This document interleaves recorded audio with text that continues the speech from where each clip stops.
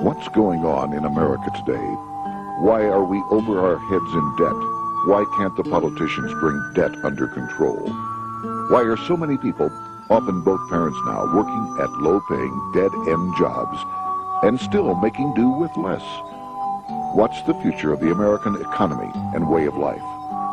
Why does the government tell us inflation is low when the buying power of our paychecks is declining at an alarming rate? Only a generation ago, bread was a quarter, and you could get a new car for $19.95. The problem is that since 1864, we've had a debt-based banking system. All our money is based on government debt. We cannot extinguish government debt without extinguishing our money supply. That's why talk of paying off the national debt without reforming our banking system is an impossibility. That's why the solution does not lie in discussing the size of the national debt, rather it lies in reforming our banking system. This is the Federal Reserve headquarters in Washington. It sits on this very impressive address, right on Constitution Avenue, right across from the Lincoln Memorial. But is it federal? Is it really part of the United States government? Well, what we're about to show you is that there's nothing federal about the Federal Reserve, and there are no reserves. The name is a deception created back before the Federal Reserve Act was passed in 1913 to make Americans think that America's central bank operates in the public interest. The truth is that the Federal Reserve is a private bank owned by private stockholders and run purely for their private profit. That's exactly correct. The Fed is a privately owned for-profit corporation which, again, has no reserves, at least no reserves available to back up the Federal Reserve notes, which is our common currency. Oh, absolutely. The Federal Reserve is neither federal and has doubtful reserves. It's a private bank that is owned by member banks. And it was chartered under the guise of deceit by an act of Congress in 1913. If there's still any doubt whether the Federal Reserve is a part of the U.S. government, check your local telephone book. In most cities, it is not listed in the blue government pages. It is listed in the business white pages right next to Federal Express, another private company. But more directly, U.S. courts have ruled time and time again that the Fed is a private corporation. Why can't Congress do something about the Fed? Most members of Congress just don't understand the system, and the few who do are afraid to speak up. For example, initially a veteran congressman from Chicago asked us if he could be interviewed for this video. However, both times our camera crew arrived at his office to do the interview, this was all we were able to film. The congressman never appeared, and eventually decided he no longer wanted to participate. But a few others in Congress have been bolder over the years. Here are three quick examples. In 1923, Representative Charles A. Lindbergh, a Republican from Minnesota, and father of the famed aviator Lucky Lindy, put it this way: the financial system has been turned over to the Federal Reserve Board. That board administers the finance system by authority of a purely profiteering group. The system is private, conducted for the sole purpose of obtaining the greatest possible profits from the use of other people's money. One of the most outspoken critics in Congress of the Fed was the former chairman of the House Banking and Currency Committee during the Great Depression years. Lewis T. McFadden, Republican of Pennsylvania, said in 1932, "We have in this country one of the most corrupt institutions the world has ever known. I refer to the Federal Reserve Board. This evil institution has impoverished the people of the United States and has practically bankrupted our government.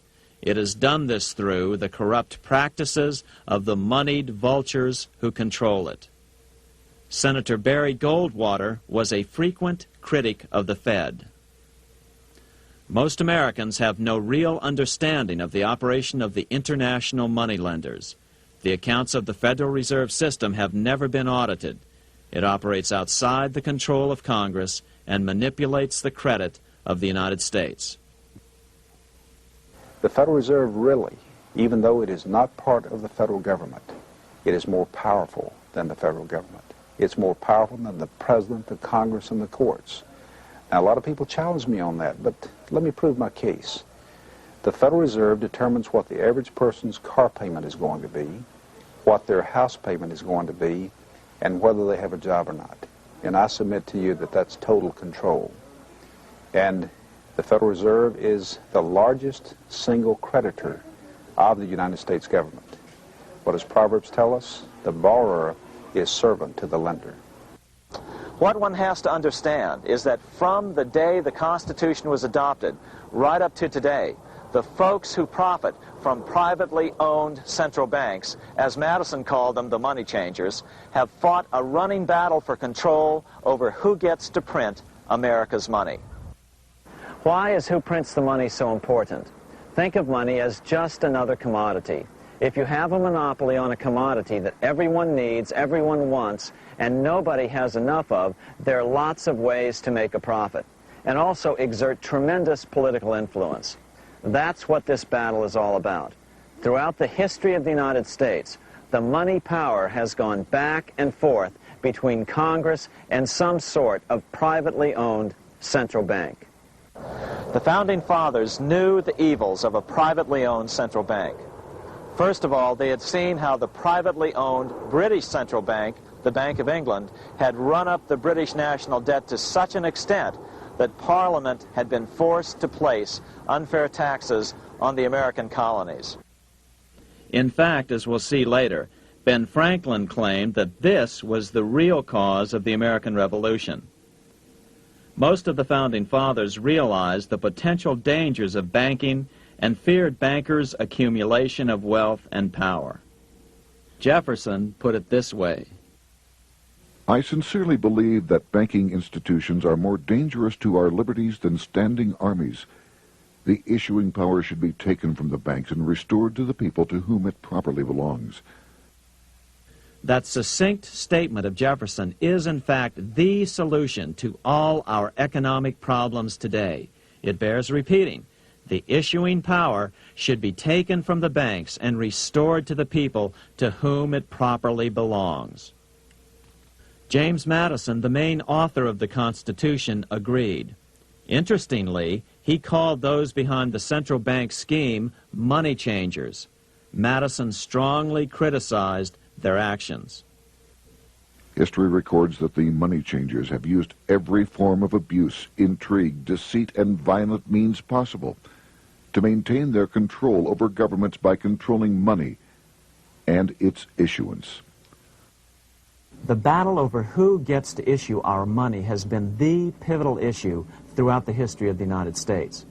Wars are fought over it, depressions are caused to acquire it. Yet after World War I, this battle was rarely mentioned in newspapers or history books. Why? By World War I, the money changers, with their dominant wealth, had seized control of most of the nation's press.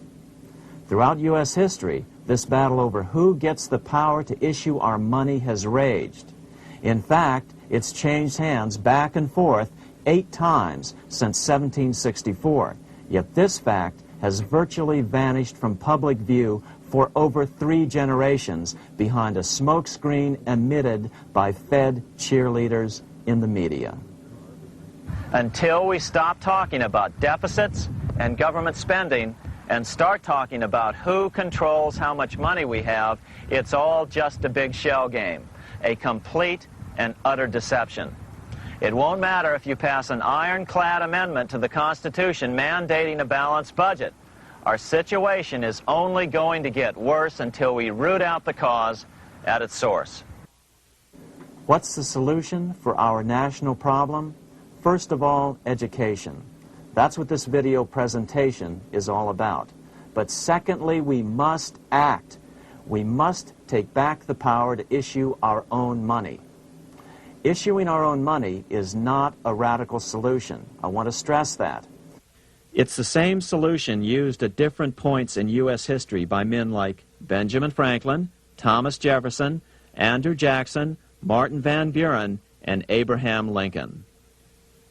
So, to sum it up, in 1913, Congress gave an independent central bank, deceptively named the Federal Reserve, a monopoly over issuing America's money. And the debt generated by this quasi-private corporation is what is killing the American economy. Though the Federal Reserve is now the most powerful central bank in the world, it was not the first. So where did this idea come from? To really understand the magnitude of the problem, we have to travel back to Europe. Just who are these money changers James Madison spoke of? In the Bible, 2,000 years ago, Jesus drove the money changers from the temple. It was the only time Jesus used force during his ministry. What were money changers doing in the temple?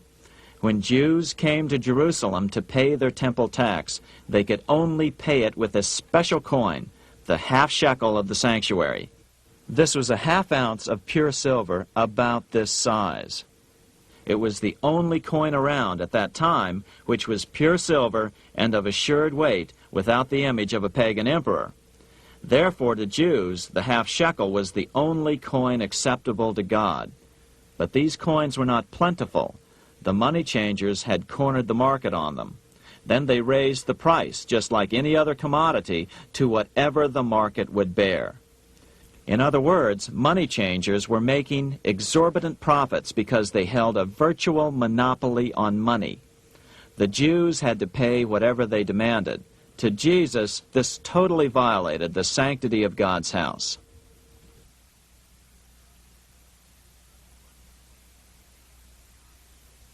But the money-changing scam did not originate in Jesus' day. 200 years before Christ, Rome was having trouble with money changers. 2 early Roman emperors had tried to diminish the power of the money changers by reforming usury laws and limiting land ownership to 500 acres. They were both assassinated. In 48 BC, Julius Caesar took back the power to coin money from the money changers and minted coins for the benefit of all. With this new, plentiful supply of money, he built great public works projects. By making money plentiful, Caesar won the love of the common man. But the money changers hated him. Some believe this was an important factor in Caesar's assassination. One thing is for sure, with the death of Caesar came the demise of plentiful money in Rome. Taxes increased, as did corruption. Just as in the case of America today, usury and debased coin became the rule.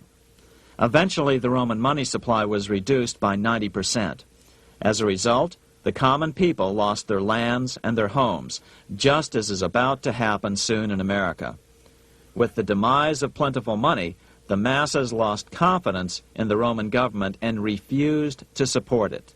Rome plunged into the gloom of the Dark Ages.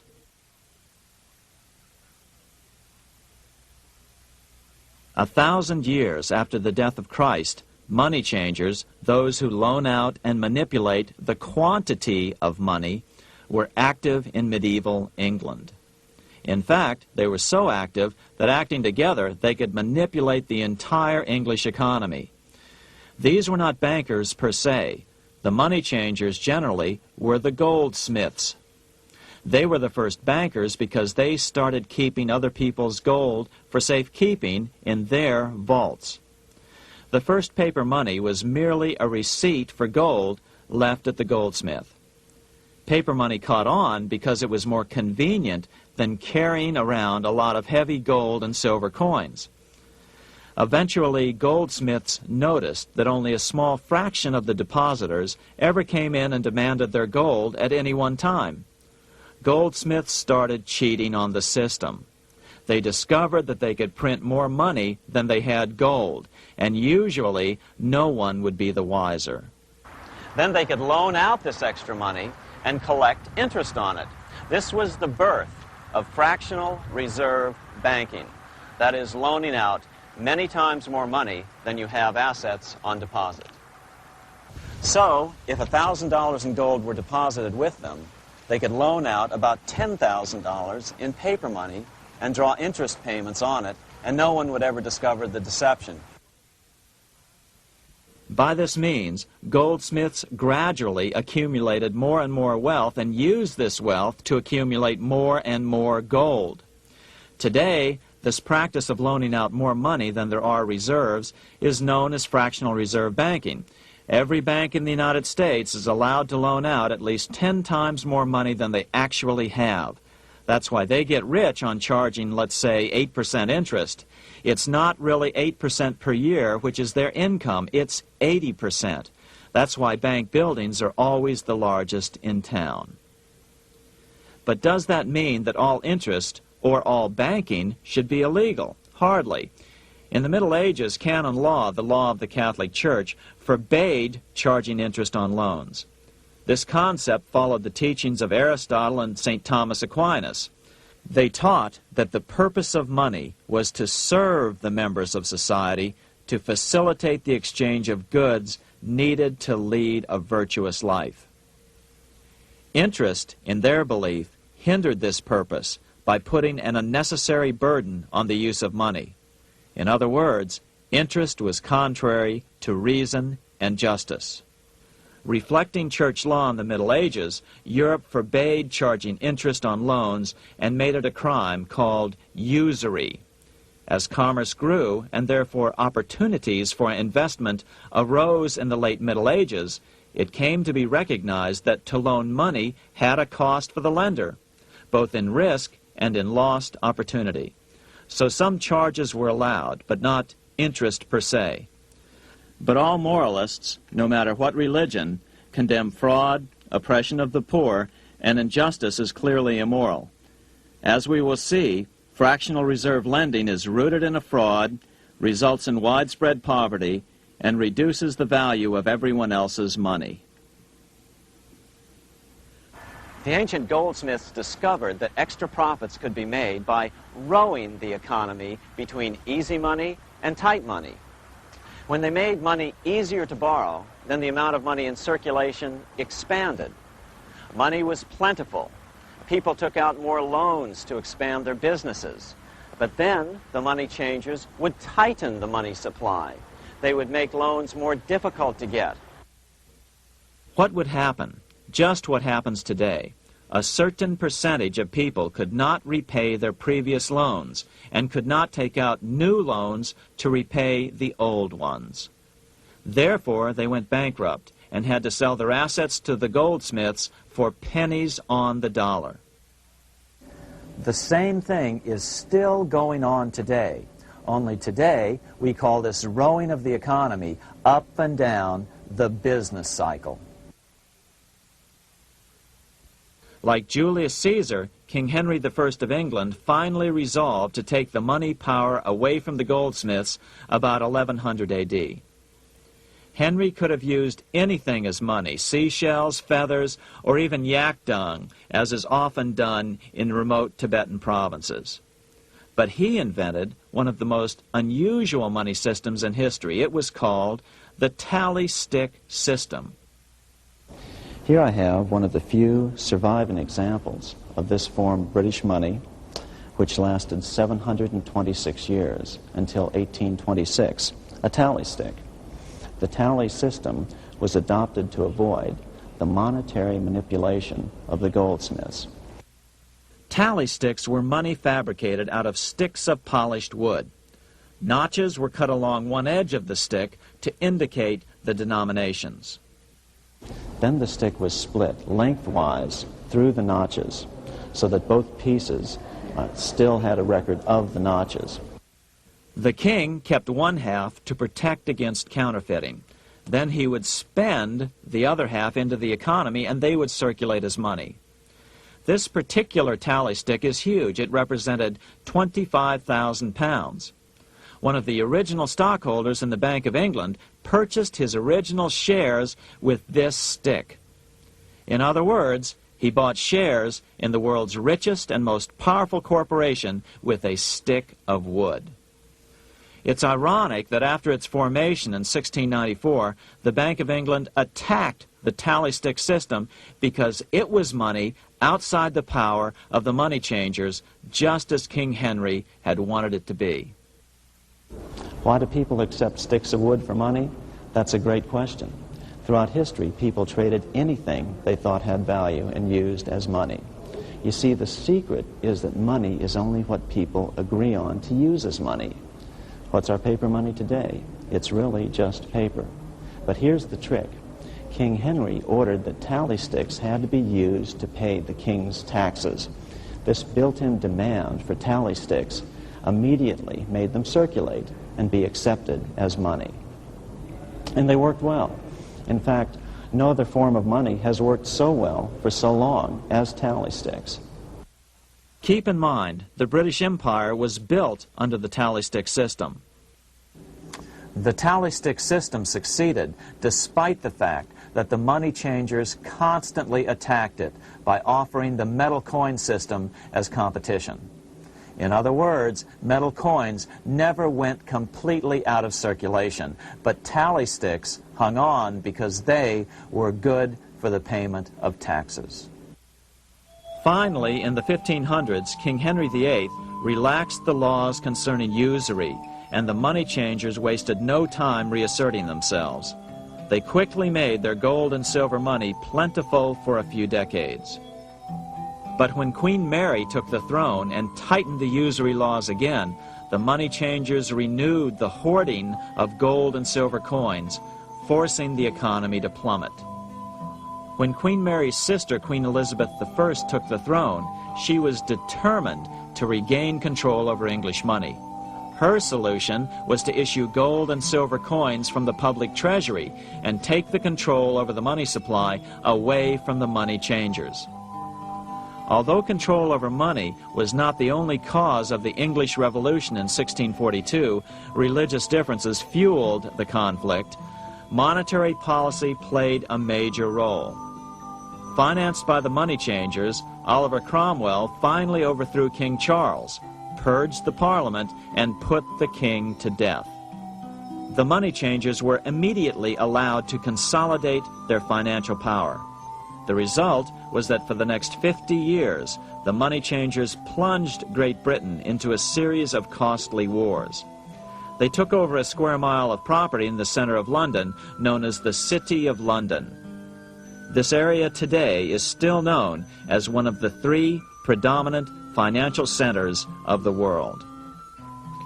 Conflicts with the Stuart kings led the money changers in England to combine with those in the Netherlands to finance the invasion of William of Orange, who overthrew the Stuarts in 1688 and took the English throne.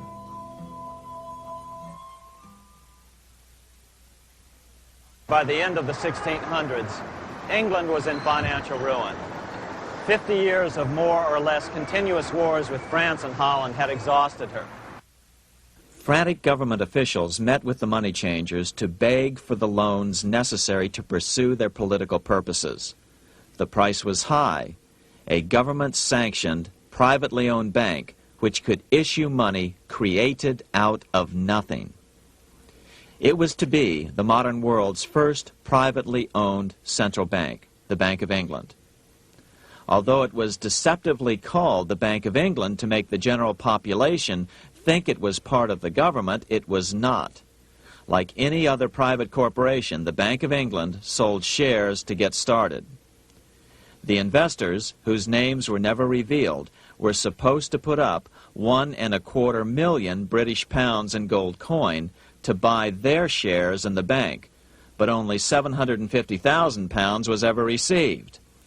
Despite that, the bank was duly chartered in 1694 and started out in the business of loaning out several times the money it supposedly had in reserves, all at interest.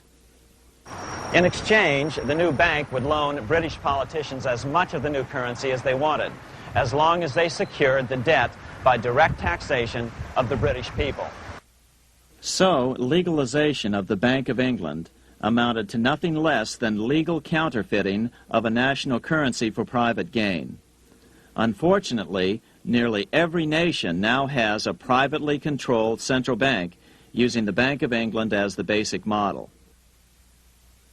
Such is the power of these central banks that they soon take total control over a nation's economy. It soon amounts to nothing but a plutocracy, rule by the rich. It would be like putting control of the army in the hands of the mafia. The danger of tyranny would be extreme. Yes, we need central banks. No, we do not need them in private hands. The central bank scam is really a hidden tax. The nation sells bonds to the central bank to pay for things it does not have the political will to raise taxes to pay for. But the bonds are purchased with money the central bank creates out of nothing. More money in circulation makes your money worth less. The government gets as much money as it needs, and the people pay for it in inflation.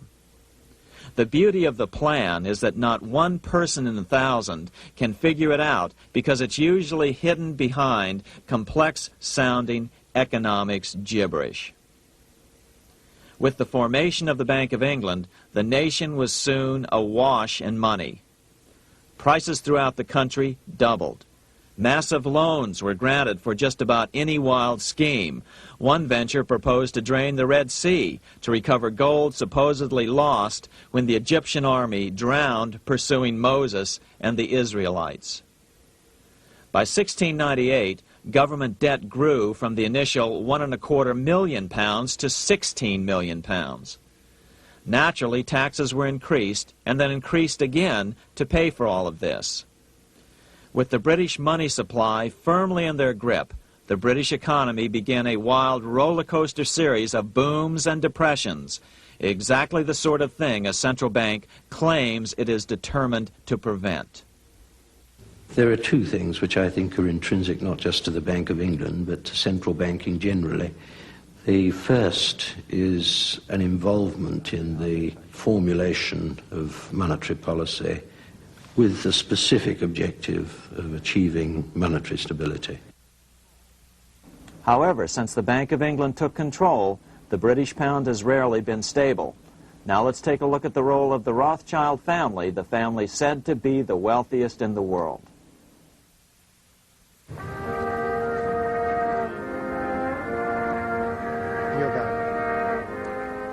This is Frankfurt, Germany. 50 years after the Bank of England opened its doors, a goldsmith named Amschel Moses Bauer opened a coin shop, a counting house, in 1743. And over the door he placed a sign depicting a Roman eagle on a red shield. The shop became known as the Red Shield Firm, or in German, Rothschild. When his son, Amschel Meyer Bauer, inherited the business, he decided to change his name to Rothschild. Amschel soon learned that loaning money to governments and kings was more profitable than loaning to private individuals. Not only were the loans bigger, but they were secured by the nation's taxes. Mayer Rothschild had 5 sons. He trained them all in the skills of money creation, then sent them out to the major capitals of Europe to open branch offices of the family banking business. His first son, Amschel Meyer, stayed in Frankfurt to mind the hometown bank. His second son, Solomon, was sent to Vienna. His third son, Nathan, was clearly the most clever. He was sent to London at age 21 in 1798, 100 years after the founding of the Bank of England. His fourth son, Karl, went to Naples, and his fifth son, Jacob, went to Paris. In 1785, Mayer Amschel moved his entire family to this larger house, a 5-story dwelling he shared with the Schiff family. This house was known as the Green Shield. The Rothschilds and the Schiffs would play a central role in the rest of European financial history and in that of the United States. The Rothschilds broke into dealings with European royalty here at Wilhelmshof, the palace of the wealthiest man in Germany. In fact, the wealthiest monarch in all Europe, Prince William of Hesse-Kassel. At first, the Rothschilds were only helping William speculate in precious coins. But when Napoleon chased Prince William into exile, he sent £550,000, a gigantic sum at that time, to Nathan Rothschild in London with instructions for him to buy consols, British government bonds, also called government stock. But Rothschild used the money for his own purposes. With Napoleon on the loose, the opportunities of wartime investments were nearly limitless. William returned here sometime prior to the Battle of Waterloo in 1815. He summoned Rothschild and demanded his money back. The Rothschilds returned William's money with the interest the British consuls would have paid him had the investment actually been made. But the Rothschilds kept all the past profits they had made using William's money. Nathan Rothschild later bragged that in the 17 years he'd been in England, he'd increased his original £20,000 stake given to him by his father by 2,500 times. By cooperating within the family, the Rothschilds soon grew unbelievably wealthy. By the mid-1800s, they dominated all European banking and were certainly the wealthiest family in the world. They financed Cecil Rhodes, making it possible for him to establish a monopoly over the diamond and gold fields of South Africa. In America, they financed the Harrimans and railroads, the Vanderbilts and railroads and the press, and Carnegie in the steel industry, among many others. In fact, during World War I, J.P. Morgan was thought to be the richest man in America. But after his death, it was discovered that he was actually only a lieutenant of the Rothschilds. Once Morgan's will was made public, it was discovered that he owned only 19% of J.P. Morgan companies. By 1850, James Rothschild, the heir of the French branch of the family, was said to be worth 600 million French francs, 150 million more than all the other bankers in France put together. He built this mansion called Ferrier, just east of Paris. Wilhelm I, on seeing it, exclaimed, "Kings couldn't afford this. It could only belong to a Rothschild." Another 19th century French commentator put it this way: "There is but one power in Europe, and that is Rothschild." There is no evidence that their predominant standing in European or world finance has changed. Now let's take a look at the results the Bank of England had produced on the British economy and how that later was the root cause of the American Revolution.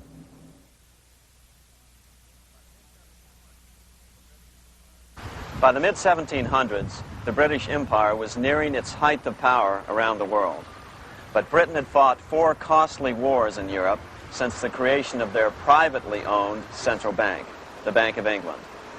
The cost had been high.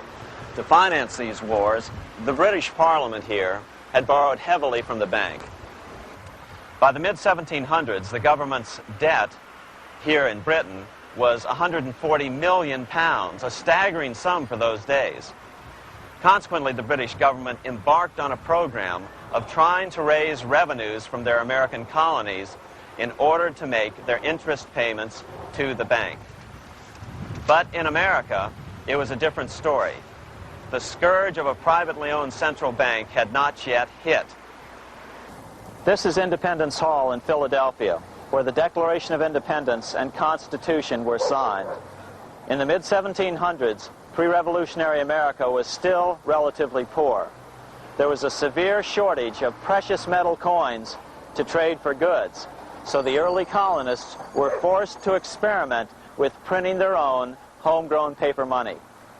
Some of these experiments were successful. Franklin was a big supporter of the colonies printing their own paper money. In 1757, Franklin was sent to London. He ended up staying for the next 18 years here, nearly until the start of the American Revolution. During this period, the American colonies began to issue their own money. Called colonial scrip, the endeavor was very successful. It provided a reliable medium of exchange, and it also helped to provide a feeling of unity between the colonies. Remember, colonial scrip was just paper money, debt-free money, printed in the public interest, and not backed by gold or silver coin. In other words, it was a totally fiat currency. One day, officials of the Bank of England asked Franklin how he would account for the newfound prosperity of the colonies. Without hesitation, he replied, That is simple. In the colonies, we issue our own money. It is called colonial scrip. We issue it in proper proportion to the demands of trade and industry to make the products pass easily from the producers to the consumers. In this manner, creating for ourselves our own paper money, we control its purchasing power, and we have no interest to pay to no one. This was just common sense to Franklin, but you can imagine the impact it had on the Bank of England. America had learned the secret of money, and that genie had to be returned to its bottle as soon as possible.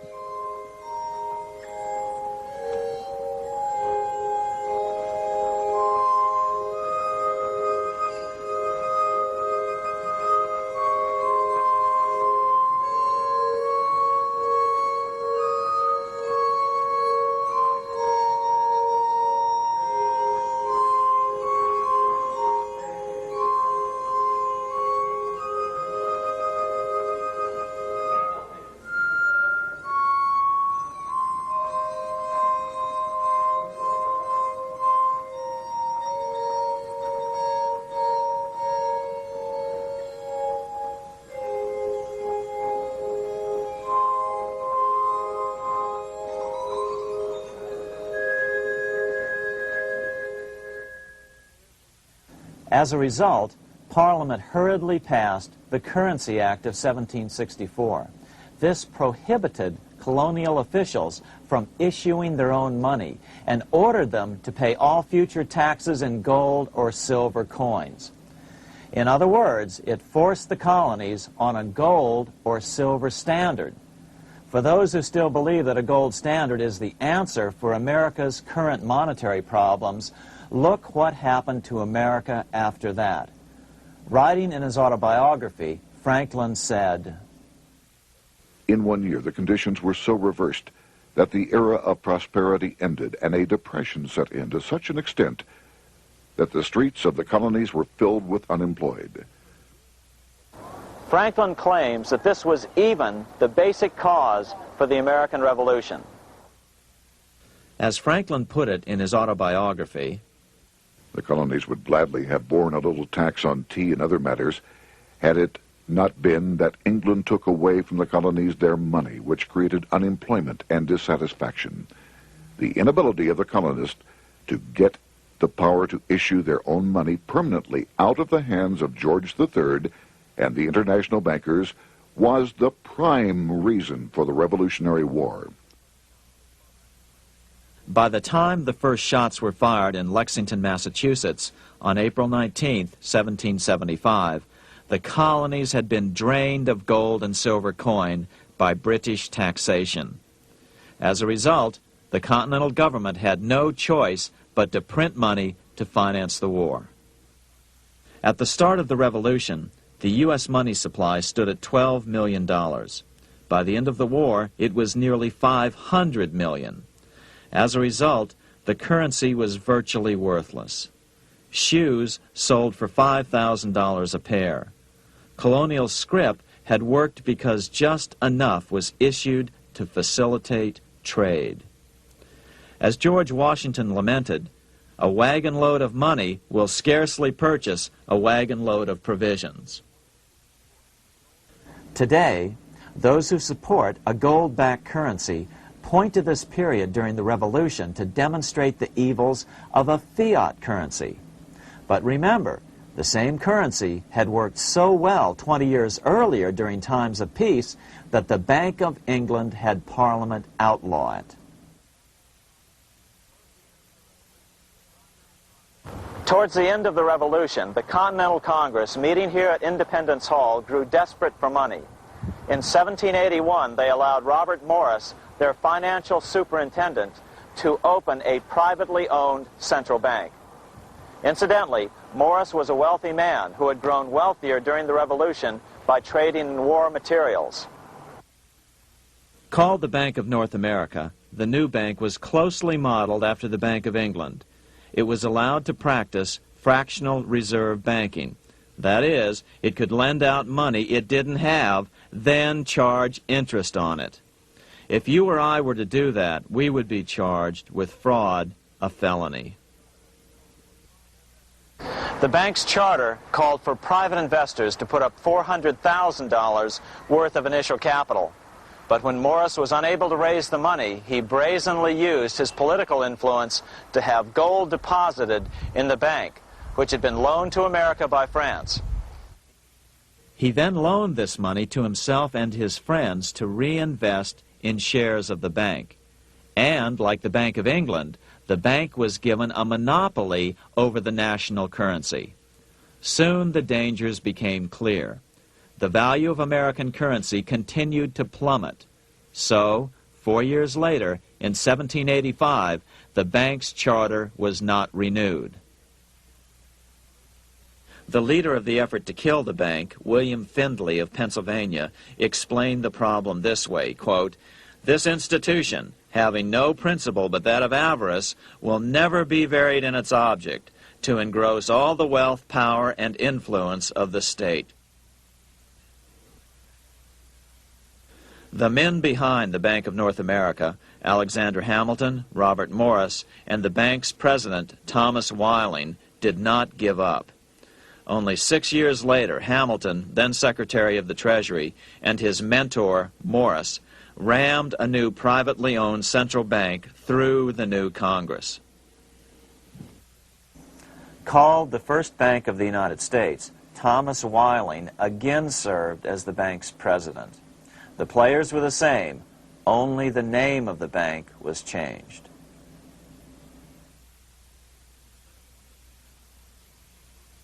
In 1787, colonial leaders assembled in Philadelphia to replace the ailing Articles of Confederation.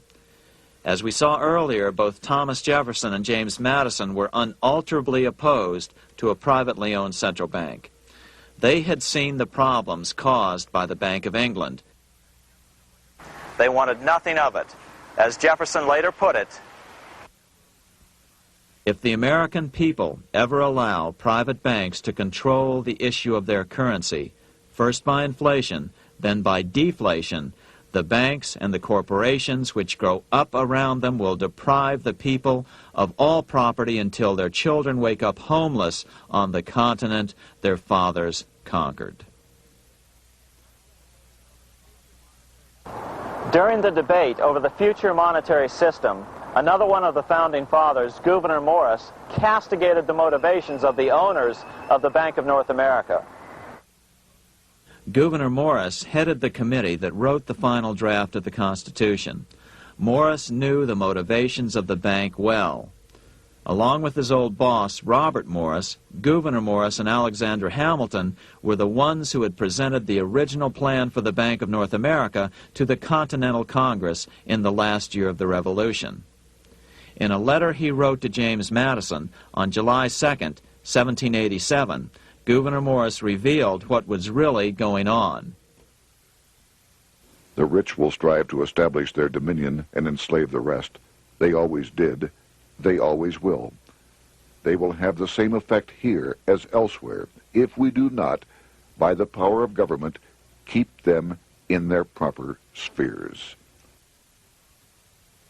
Despite the defection of Gouverneur Morris from the ranks of the bank, Hamilton, Robert Morris, Thomas Whiling, and their European backers were not about to give up. They convinced the bulk of the delegates to the Constitutional Convention to not give Congress the power to issue paper money. Most of the delegates were still reeling from the wild inflation of the paper currency during the Revolution. They had forgotten how well colonial scrip had worked before the war. But the Bank of England had not. The money changers could not stand to have America printing her own money again. So the Constitution is silent on the matter. This grievous defect left the door wide open for the money changers, just as they had planned.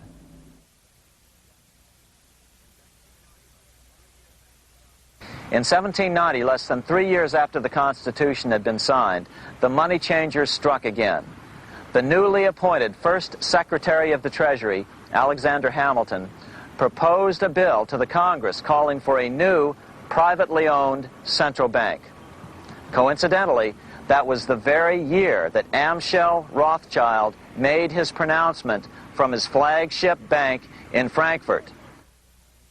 Let me issue and control a nation's money, and I care not who writes the laws. Alexander Hamilton was a tool of the international bankers, and he wanted to create the U.S. Bank, the BUS, or the Bank of the United States, and did so. Interestingly, one of Hamilton's first jobs after graduating from law school in 1782 was as an aide to Robert Morris, the head of the Bank of North America. In fact, the year before, Hamilton had written Morris a letter saying, "A national debt, if it is not excessive, will be to us a national blessing." A blessing to whom? After a year of intense debate, in 1791, Congress passed the bill and gave it a 20-year charter. The new bank was to be called the First Bank of the United States, or BUS. Here we are in front of the First Bank of the United States in Philadelphia. The bank was given a monopoly on printing U.S. currency, even though 80% of its stock would be held by private investors. The other 20% would be purchased by the U.S. government.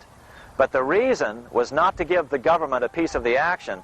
It was to provide the capital for the other 80% owners. As with the old Bank of North America and the Bank of England before that, the stockholders never paid the full amount for their shares. The U.S. government put up their initial $2 million in cash. Then the bank, through the old magic of fractional reserve lending, made loans to its charter investors so they could come up with the remaining $8 million of capital needed for this risk-free investment. Like the Bank of England, the name of the Bank of the United States was deliberately chosen to hide the fact that it was privately controlled. And like the Bank of England, the names of the investors in the bank were never revealed. Many years later, it was a common saying that the Rothschilds were the power behind the old Bank of the United States. The bank was sold to Congress as a way to bring stability to the banking system and eliminate inflation. So what happened? Over the first 5 years, the U.S. government borrowed $8.2 million from the Bank of the United States. In the same 5-year period, prices rose by 72%. Jefferson, as the new Secretary of State, watched the borrowing with sadness and frustration, unable to stop it.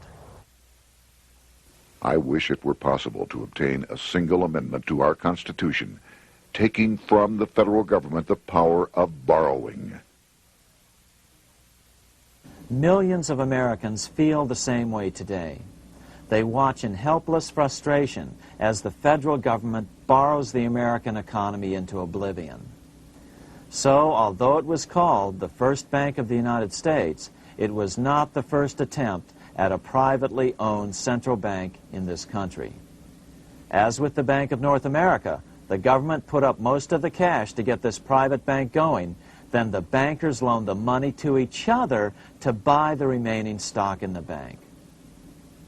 It was a scam, plain and simple, and they wouldn't be able to get away with it for long. But first, we have to travel back to Europe to see how a single man was able to manipulate the entire British economy by obtaining the first news of Napoleon's final defeat.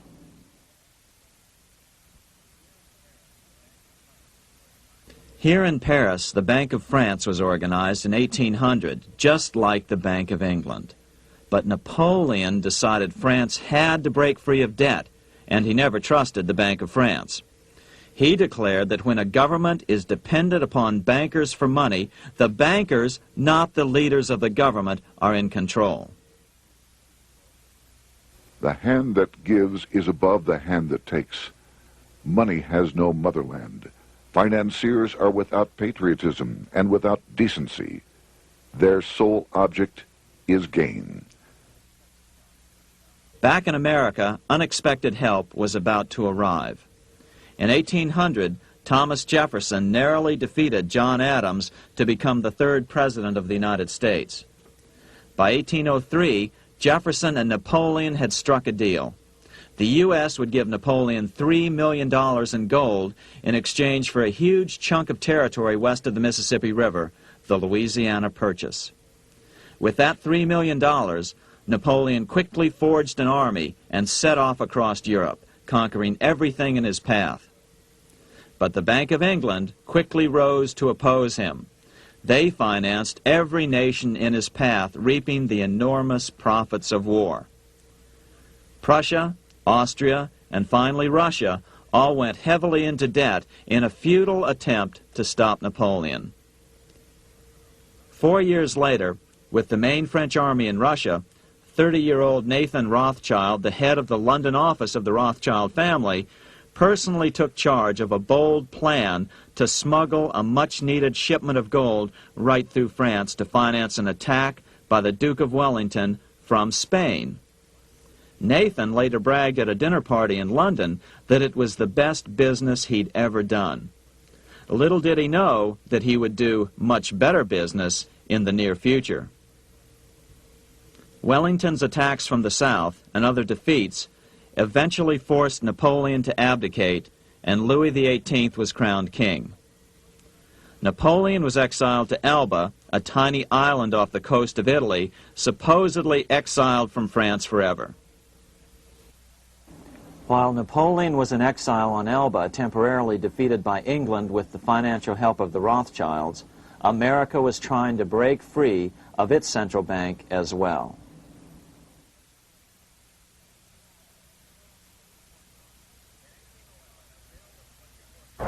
In 1811, a bill was put before Congress to renew the charter of the Bank of the United States.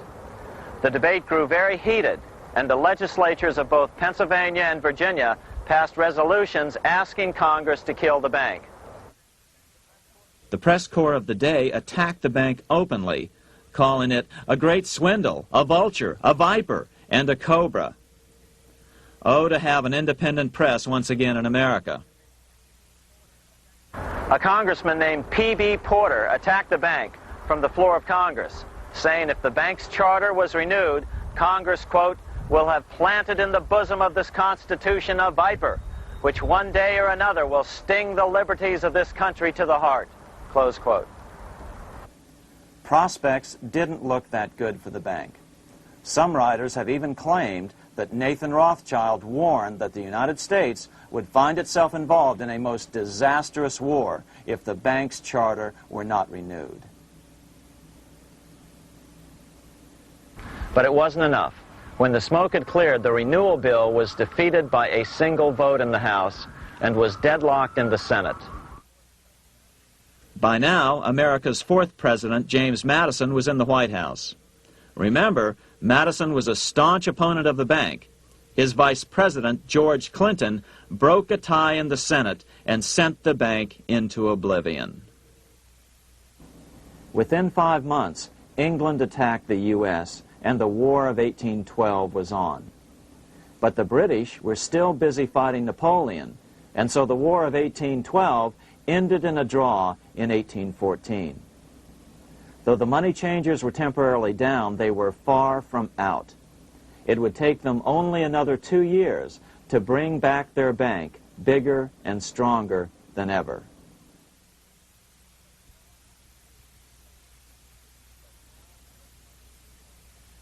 But now let's return to Napoleon, because nothing else in history more aptly demonstrates the ingenuity of the Rothschild family than their control of the British stock market after Waterloo. In 1815, a year after the end of the War of 1812 in America, Napoleon escaped his exile and returned to Paris. French troops were sent out to capture him, but such was his charisma that the soldiers rallied around their old leader and hailed him as their emperor once again. In March of 1815, Napoleon equipped an army which Britain's Duke of Wellington defeated less than 90 days later at Waterloo. Some writers claim Napoleon borrowed £5 million from the Bank of England to rearm. But it appears these funds actually came from the Ouvard banking house in Paris. Nevertheless, from about this point on, it was not unusual for privately controlled central banks to finance both sides in a war. Why would a central bank finance opposing sides in a war? Because war is the biggest debt generator of them all. A nation will borrow any amount for victory. The ultimate loser is loaned just enough to hold out the vain hope of victory, and the ultimate winner is given enough to win. Besides, such loans are usually conditioned upon the guarantee that the victor will honor the debts of the vanquished.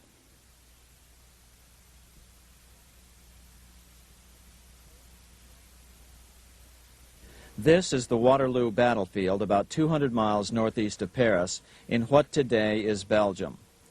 Here Napoleon suffered his final defeat, but not before thousands of French and Englishmen gave their lives on a steamy summer day in July of 1815.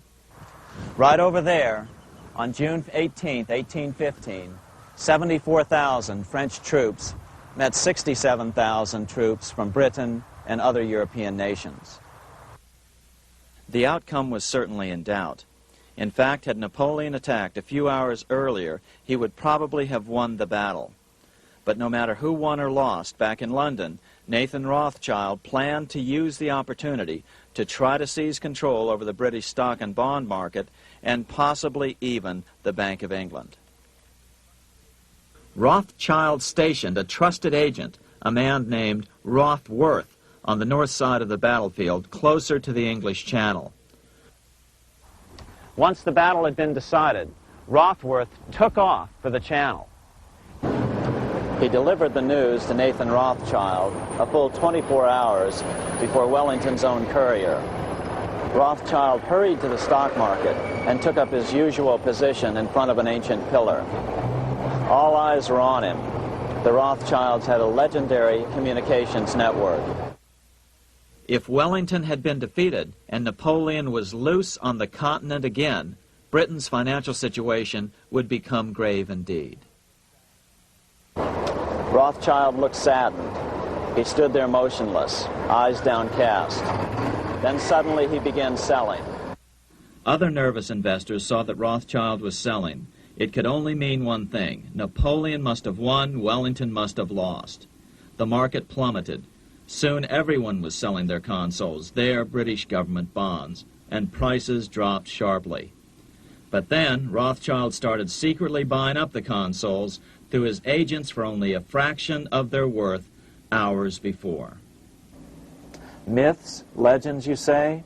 100 years later, the New York Times ran a story which said that Nathan's grandson had attempted to secure a court order to suppress a book with this stock market story in it. The Rothschild family claimed the story was untrue and libelous, but the court denied the Rothschilds' request and ordered the family to pay all court costs. What's even more interesting about this story is that some authors claim that the day after the Battle of Waterloo, in a matter of hours, Nathan Rothschild came to dominate not only the bond market, but the Bank of England as well.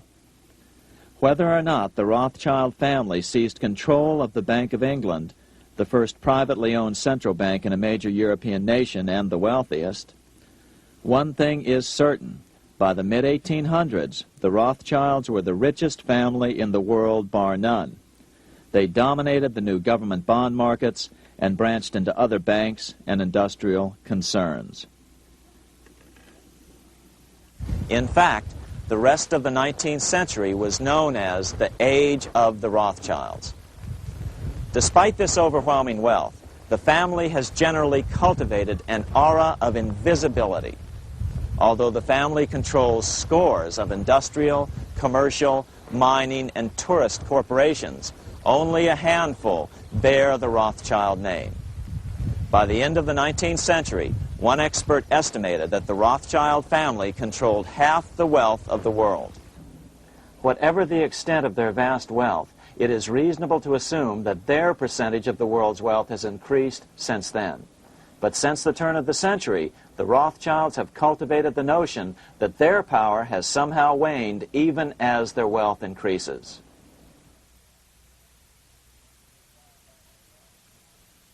Meanwhile, back in Washington in 1816, just 1 year after Waterloo and Rothschild's alleged takeover of the Bank of England, the American Congress passed a bill permitting yet another privately owned central bank.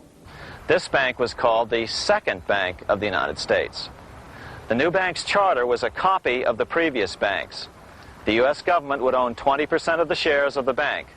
Of course, the federal share was paid by the Treasury up front into the bank's coffers. Then, through the magic of fractional reserve lending, it was transformed into loans to private investors who then bought the remaining 80% of the shares. Just as before, the primary stockholders remained a secret. But it is known that the largest block of shares, about 1/3 of the total, were sold to foreigners. As one observer put it, it is certainly no exaggeration to say that the Second Bank of the United States was rooted as deeply in Britain as it was in America. So, by 1816, some authors claim the Rothschilds had taken control over the Bank of England and backed a new, privately owned central bank in America as well.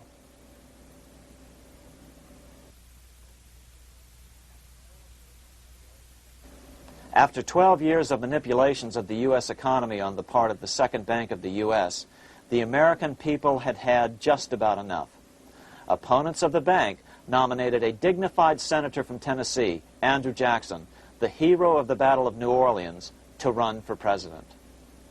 This is his home, the Hermitage. No one gave Jackson a chance initially. The bank had long ago learned how the political process could be controlled with money. To the surprise and dismay of the money changers, Jackson was swept into office in 1828. Jackson was determined to kill the bank at the first opportunity and wasted no time in trying to do so. But the bank's 20-year charter didn't come up for renewal until 1836, the last year of his second term, if he could survive that long. During his first term, Jackson contented himself with rooting out the bank's many minions from government service. He fired 2,000 of the 11,000 employees of the federal government. In 1832, with his re-election approaching, the bank struck an early blow, hoping Jackson would not want to stir up controversy. They asked Congress to pass a renewal bill 4 years early. Naturally, Congress complied, then sent it to the president for signing. But Jackson weighed in with both feet. Old Hickory, never a coward, vetoed the bill. His veto message is one of the great American documents. It clearly lays out the responsibility of the American government towards its citizens, rich and poor. It is not our own citizens only who are to receive the bounty of our government. More than 8 million of the stock of this bank are held by foreigners. Is there no danger to our liberty and independence in a bank that in its nature has so little to bind it to our country? Controlling our currency, receiving our public monies, and holding thousands of our citizens' independence would be more formidable and dangerous than a military power of the enemy. If government would confine itself to equal protection and, as heaven does its rains, shower its favor alike on the high and the low, the rich and the poor, it would be an unqualified blessing. In the act before me, there seems to be a wide and unnecessary departure from these just principles. Later that year, in July 1832, Congress was unable to override Jackson's veto. Now Jackson had to stand for re-election. Jackson took his argument directly to the people. For the first time in U.S. history, Jackson took his presidential campaign on the road. Before then, presidential candidates stayed at home and looked presidential. His campaign slogan was "Jackson and no bank." The National Republican Party ran Senator Henry Clay against Jackson. Despite the fact that the bankers poured over $3 million into Clay's campaign, Jackson was reelected by a landslide in November of 1832. Despite his presidential victory, Jackson knew the battle was only beginning. "The hydra of corruption is only scotched, not dead," said the newly elected president. Jackson ordered his new Secretary of Treasury, Lewis McLean, to start removing the government's deposits from the second bank and start placing them in state banks. But McLean refused to do so. Jackson fired him and appointed William J. Duane as the new Secretary of the Treasury. Duane also refused to comply with the president's requests, and so Jackson fired him as well and then appointed Roger B. Taney to the office. Taney did withdraw government funds from the bank starting on October 1st, 1833. Jackson was jubilant. "I have it chained. I'm ready with screws to draw every tooth and then the stumps." But the bank was not yet done fighting. Its head, Nicholas Biddle, used his influence to get the Senate to reject Taney's nomination. Then, in a rare show of arrogance, Biddle threatened to cause a depression if the bank was not rechartered. This worthy president thinks that because he has scalped Indians and imprisoned judges, he is to have his way with the bank. He is mistaken. Next, in an unbelievable fit of honesty for a central banker, Biddle admitted that the bank was going to make money scarce to force Congress to restore the bank. Nothing but widespread suffering will produce any effect on Congress. Our only safety is in pursuing a steady course of firm restriction, and I have no doubt that such a course will ultimately lead to restoration of the currency and the recharter of the bank. What a stunning revelation. Here was the pure truth, revealed with shocking clarity. Biddle intended to use the money contraction power of the bank to cause a massive depression until America gave in. Unfortunately, this has happened time and time again throughout U.S. history and is about to happen again in today's world. Nicholas Biddle made good on his threat. The bank sharply contracted the money supply by calling in old loans and refusing to extend new ones. A financial panic ensued, followed by a deep depression. Naturally, Biddle blamed Jackson for the crash, saying that it was caused by the withdrawal of federal funds from the bank. Unfortunately, his plan worked well. Wages and prices sagged. Unemployment soared along with business bankruptcies. The nation quickly went into an uproar. Newspaper editors blasted Jackson in editorials. The bank threatened to withhold payments, which then could be made directly to key politicians for their support. Within only months, Congress assembled in what was called the panic session. 6 months after he had withdrawn funds from the bank, Jackson was officially censured by a resolution which passed the Senate by a vote of 26 to 20. It was the first time a president had ever been censured by Congress. Jackson lashed out at the bank. "You are a den of vipers. I intend to rout you out, and by eternal God, I will rout you out." America's fate teetered on a knife edge. If Congress could muster enough votes to override Jackson's veto, the bank would be granted another 20-year monopoly or more over America's money, time enough to consolidate its already great power. Then a miracle occurred. The governor of Pennsylvania came out supporting President Jackson and strongly criticized the bank. On top of that, Biddle had been caught boasting in public about the bank's plan to crash the economy. Suddenly, the tide shifted. In April of 1834, the House of Representatives voted 134 to 82 against rechartering the bank. This was followed up by an even more lopsided vote to establish a special committee to investigate whether the bank had caused the crash. When the investigating committee arrived at the bank's door in Philadelphia, armed with a subpoena to examine the books, Biddle refused to give them up.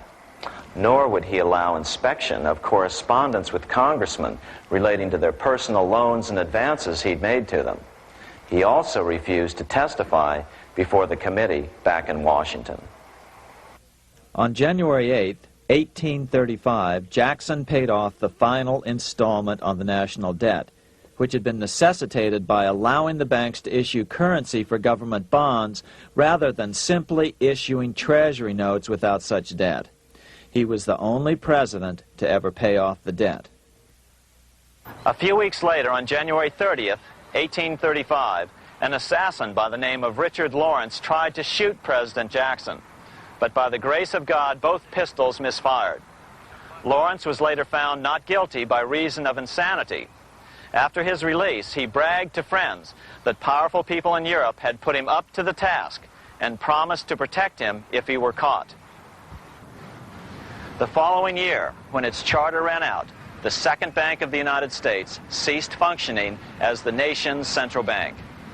Biddle was later arrested and charged with fraud. He was tried and acquitted, but died shortly thereafter while still tied up in civil suits.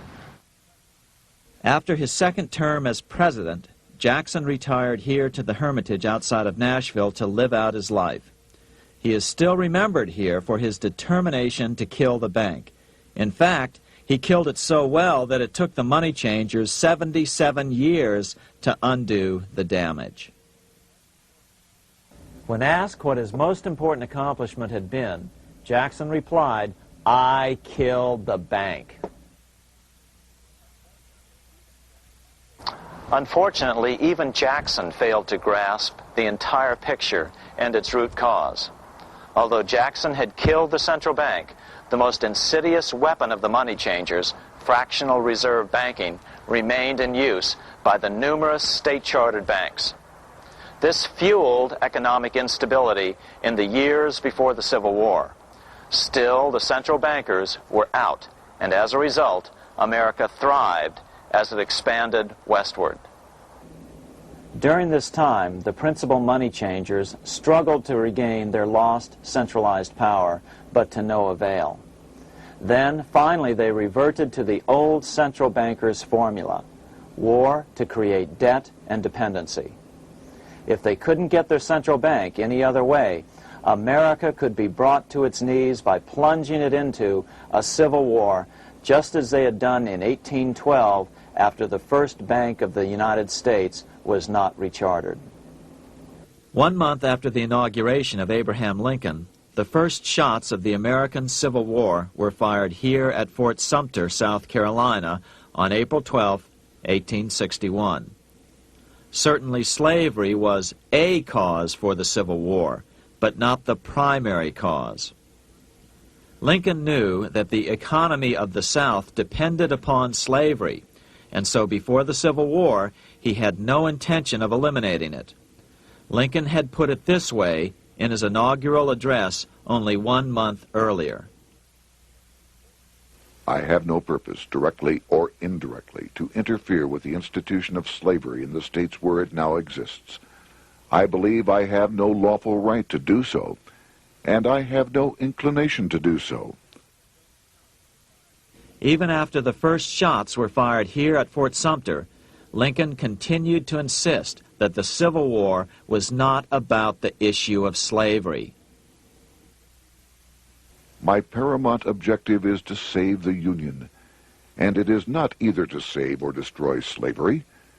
If I could save the Union without freeing any slave, I would do it. So what was the Civil War all about?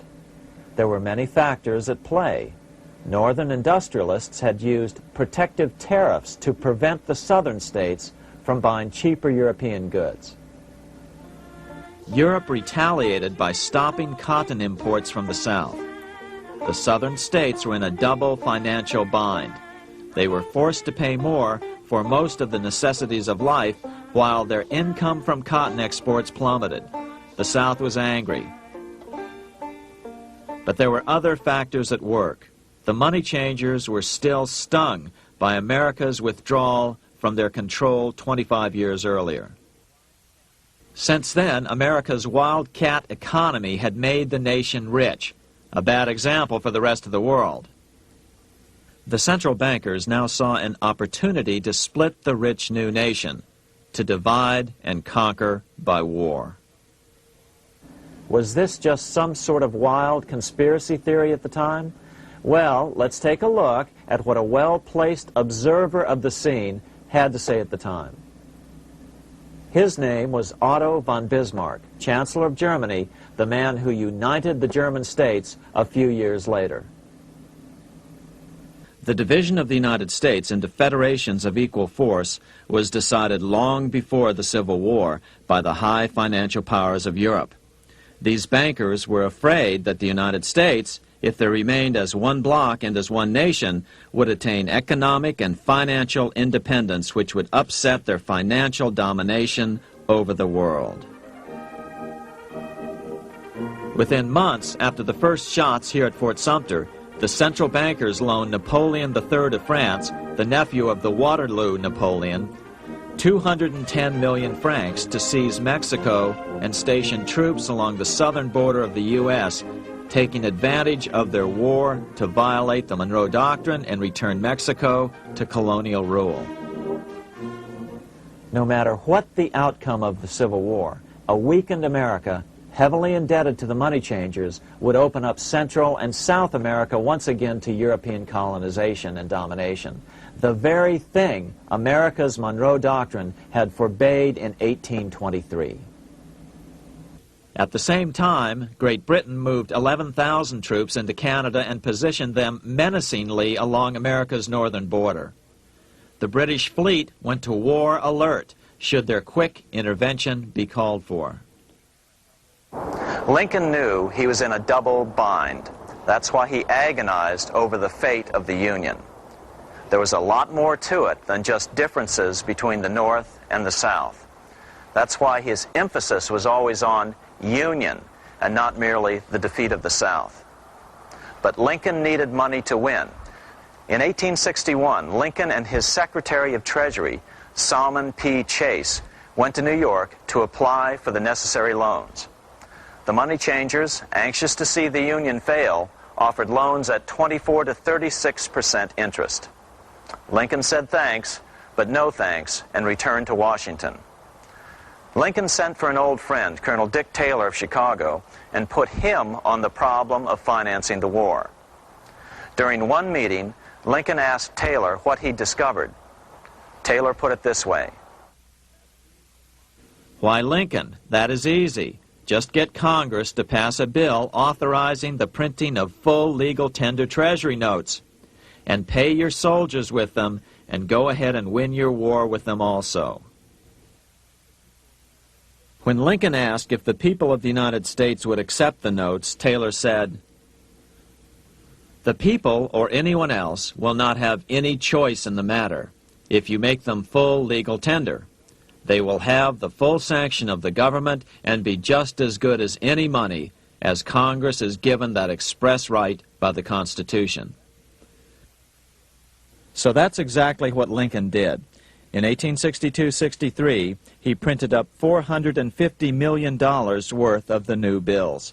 In order to distinguish them from other banknotes in circulation, he printed them in green ink on the back side.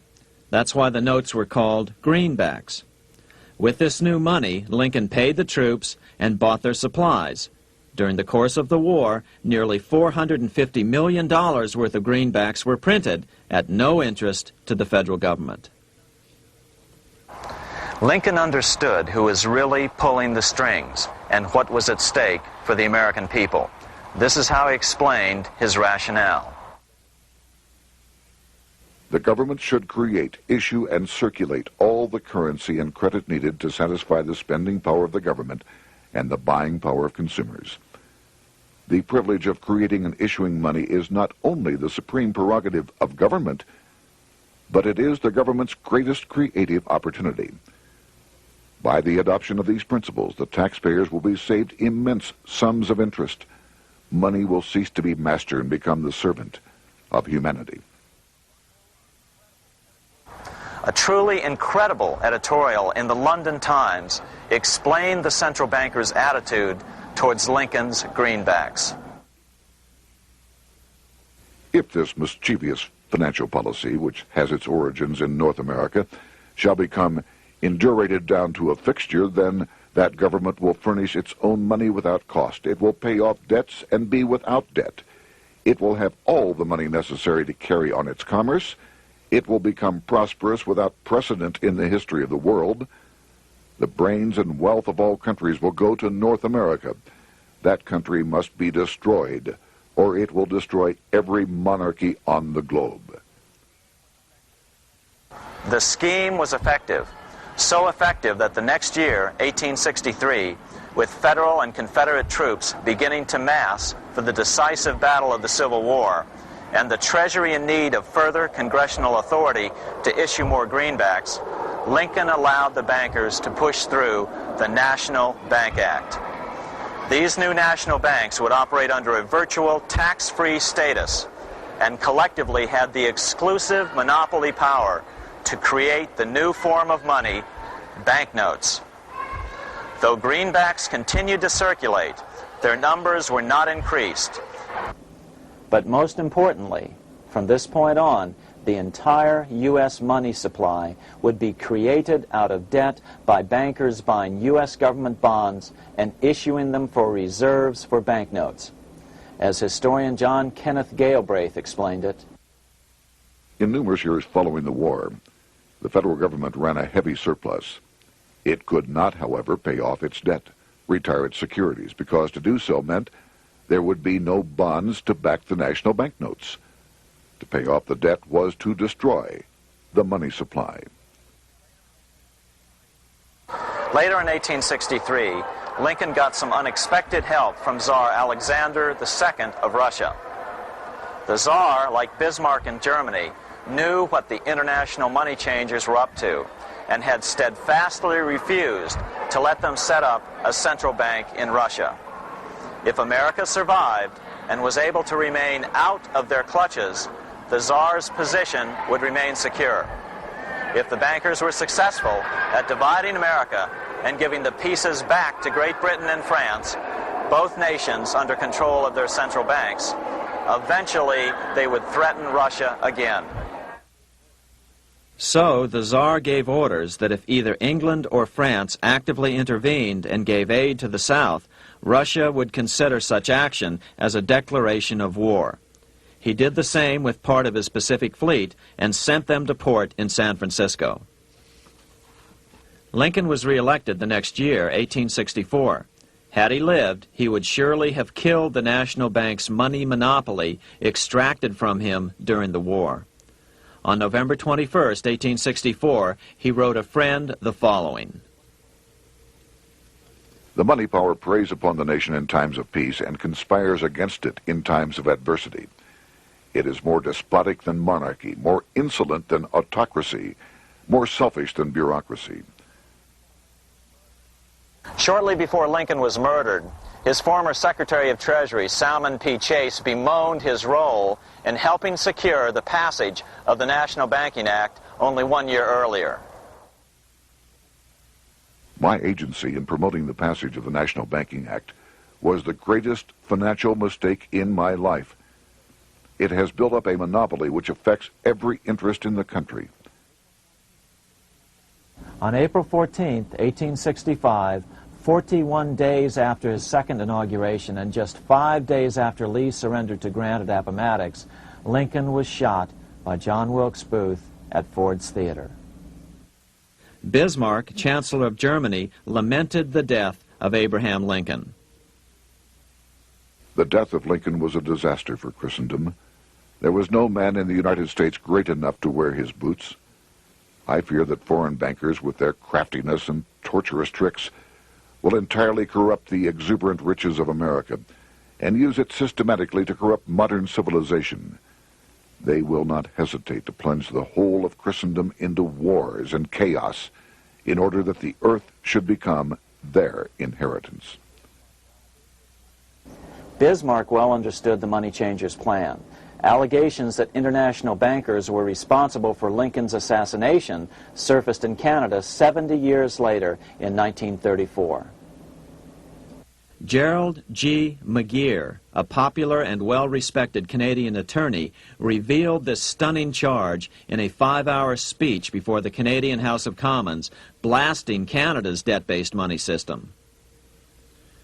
Remember, it was 1934, the height of the Great Depression, which was ravaging Canada as well. McGeer had obtained evidence deleted from the public record, provided to him by Secret Service agents at the trial of John Wilkes Booth, after Booth's death. McGeer said it showed that Booth was a mercenary, working for the international bankers. According to an article in the Vancouver Sun of May 2nd, 1934, Abraham Lincoln, the martyred emancipator of the slaves, was assassinated through the machinations of a group representative of the international bankers who feared the United States president's national credit ambitions. There was only one group in the world at that time who had any reason to desire the death of Lincoln. They were the men opposed to his national currency program and who had fought him throughout the whole Civil War on his policy of greenback currency. Interestingly, McGeer claimed that Lincoln was assassinated not only because international bankers wanted to reestablish a central bank in America, but because they also wanted to base America's currency on gold. Gold they controlled. In other words, put America on a gold standard. Lincoln had done just the opposite by issuing U.S. notes, greenbacks, which were based purely on the good faith and credit of the United States. The article quoted McGeer as saying, "They were the men interested in the establishment of the gold standard and the right of the bankers to manage the currency and credit of every nation in the world. With Lincoln out of the way, they were able to proceed with that plan and did proceed with it in the United States. Within 8 years after Lincoln's assassination, silver was demonetized and the gold standard money system set up in the United States." Not since Lincoln has the U.S. issued debt-free United States notes. These red-sealed bills, which were issued in 1963, were not a new issue from President Kennedy, but merely the old greenbacks reissued year after year. In another act of folly and ignorance, the 1994 Regal Act actually authorized the replacement of Lincoln's greenbacks with debt-based notes. In other words, greenbacks were in circulation in the United States until 1994. Why was silver bad for the bankers and gold good? Simple. Because silver was plentiful in the United States. It was very hard to control. Gold was, and always has been, scarce. Throughout history, it has been relatively easy to monopolize gold, but silver has historically been 15 times more plentiful. With Lincoln out of the way, the money changers' next objective was to gain complete control over America's money. This was no easy task. With the opening of the American West, silver had been discovered in huge quantities. On top of that, Lincoln's greenbacks were generally popular. Despite the European central bankers' deliberate attacks on greenbacks, they continued to circulate in the United States, in fact, until a few years ago. According to historian W. Cleon Skousen, right after the Civil War, there was considerable talk about reviving Lincoln's brief experiment with the constitutional monetary system. Had not the European Money Trust intervened, it would have no doubt become an established institution. It is clear that the concept of America printing her own debt-free money sent shockwaves throughout the European central banking elite. They watched with horror as Americans clamored for more greenbacks. They may have killed Lincoln, but support for his monetary ideas grew. On April 12, 1866, nearly 1 year to the day of Lincoln's assassination, Congress went to work at the bidding of the European central banking interests. It passed the Contraction Act, authorizing the Secretary of the Treasury to begin to retire some of the greenbacks in circulation and thereby contract the money supply. Authors Theodore R. Thorin and Richard F. Warner explained the results of the money contraction in their classic book on the subject, The Truth in Money Book. The hard times which occurred after the Civil War could have been avoided if the greenback legislation had continued as President Lincoln had intended. Instead, there were a series of money panics, what we call recessions, which put pressure on Congress to enact legislation to place the banking system under centralized control.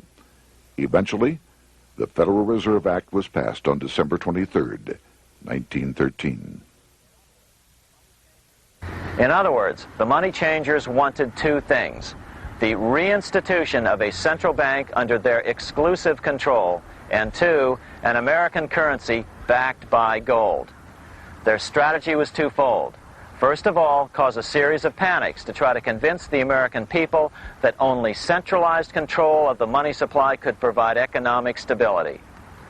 And secondly, remove so much money from the system that most Americans would be so desperately poor that they either wouldn't care or would be too weak to oppose the bankers.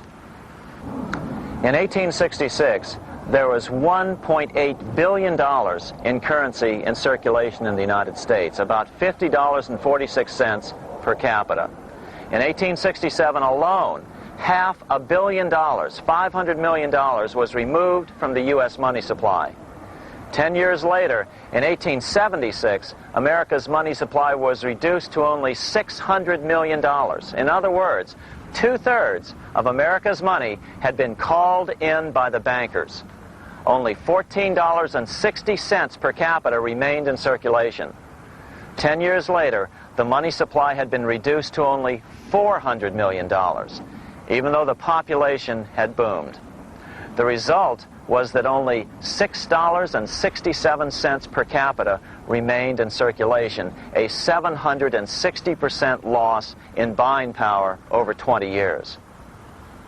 Today, economists try to sell the idea that recessions and depressions are a natural part of something they call the business cycle. The truth is, our money supply is manipulated now just as it was before and after the Civil War.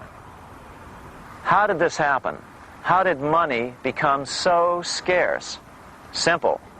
Bank loans were called in and no new ones were given. In addition, silver coins were melted down. In 1872, a man named Ernest Sed was given 100,000 pounds, about $500,000, by the Bank of England and sent to America to bribe necessary congressmen to get silver demonetized. He was told that if that was not sufficient, to draw an additional 100,000 pounds or as much more as was necessary. The next year, Congress passed the Coinage Act of 1873, and the minting of silver dollars abruptly stopped. In fact, Representative Samuel Hooper, who introduced the bill in the House, acknowledged that Mr. Sed actually drafted the legislation. But it gets even worse than that. In 1874, Sed himself admitted who was behind the scheme. I went to America in the winter of 1872-73, authorized to secure, if I could, the passage of a bill demonetizing silver. It was in the interest of those I represented, the governors of the Bank of England, to have it done. By 1873, gold coins were the only form of coin money. But the contest over control of America's money was not yet over. Only 3 years later, in 1876, with 1/3 of America's workforce unemployed, the population was growing restless. People were clamoring for a return to the greenback money system of President Lincoln, or a return to silver money, anything that would make money more plentiful. That year, Congress created the United States Silver Commission to study the problem.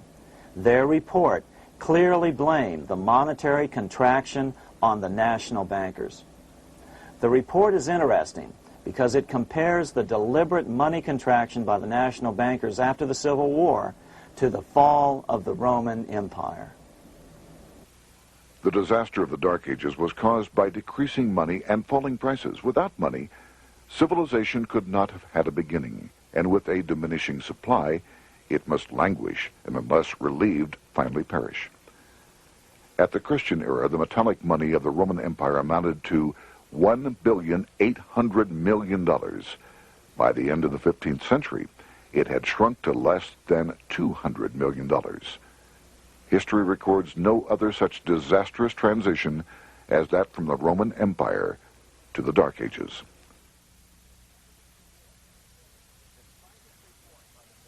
Despite this report by the Silver Commission, Congress took no action. The next year, 1877, riots broke out from Pittsburgh to Chicago. The torches of starving vandals lit up the sky. The bankers huddled to decide what to do. They decided to hang on. Now that they were back in control to a certain extent, they were not about to give it up. At the meeting of the American Bankers Association that year, they urged their membership to do everything in their power to put down the notion of a return to greenbacks.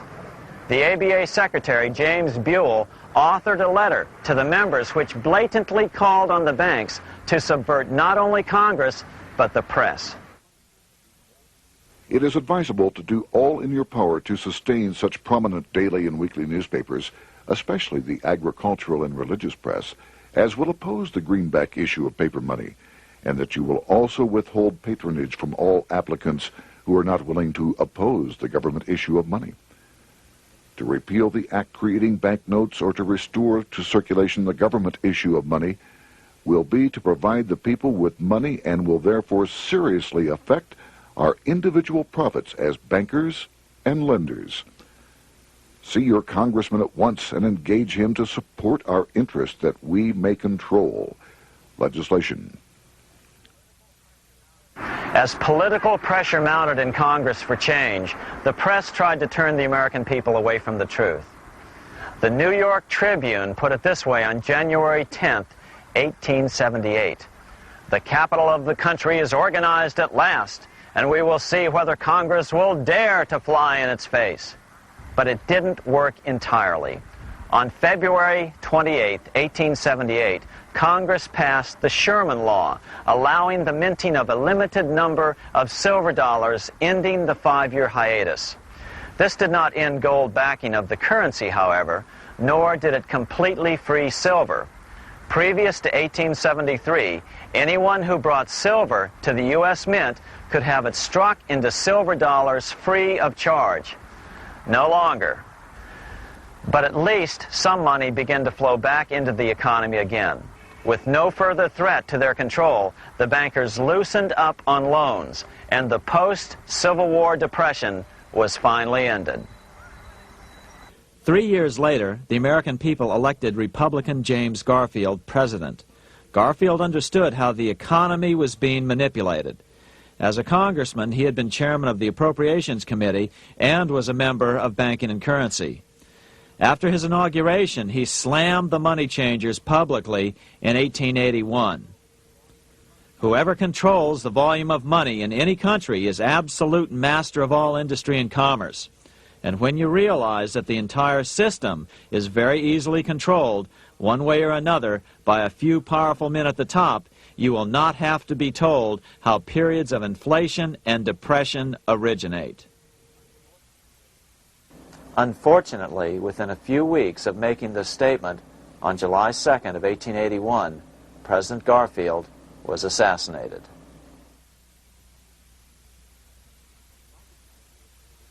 The money changers were gathering strength fast. They began a periodic fleecing of the flock, as they called it, by creating economic booms followed by further depressions so they could buy up thousands of homes and farms for pennies on the dollar. In 1891, the money changers prepared to take the American economy down again, and their methods and motives were laid out with shocking clarity in a memo sent out by the American Bankers Association, the ABA, an organization in which most bankers were members. Notice that this memo called for bankers to create a depression on a certain date 3 years in the future.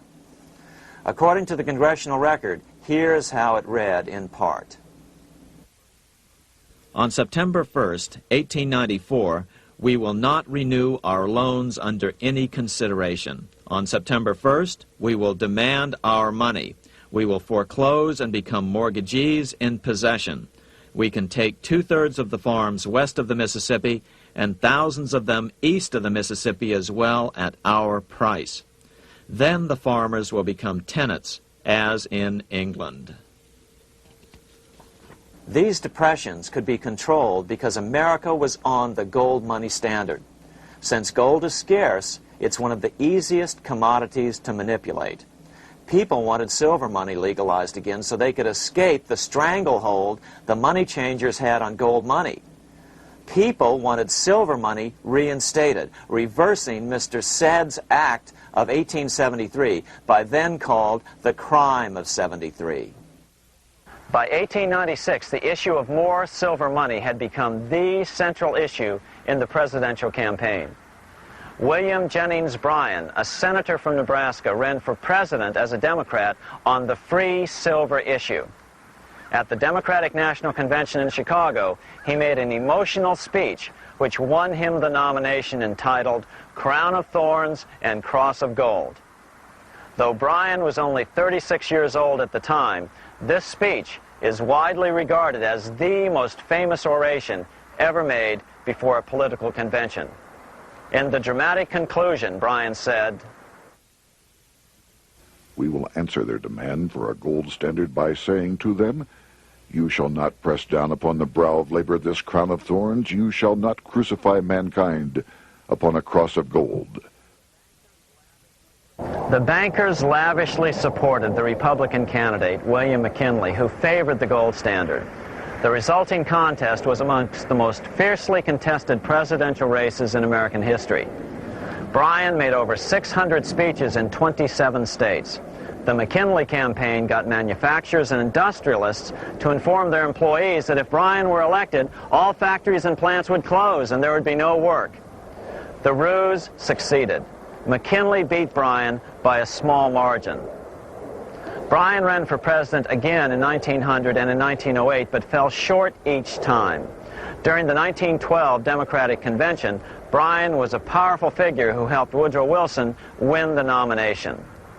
When Wilson became president, he appointed Bryan as Secretary of State, but Bryan soon became disenchanted with the Wilson administration.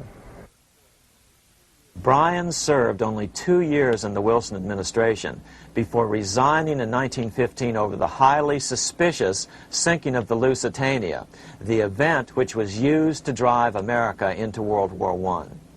Although William Jennings Bryan never gained the presidency, his efforts delayed the money changers for 17 years from attaining their next goal, a new, privately owned central bank for America.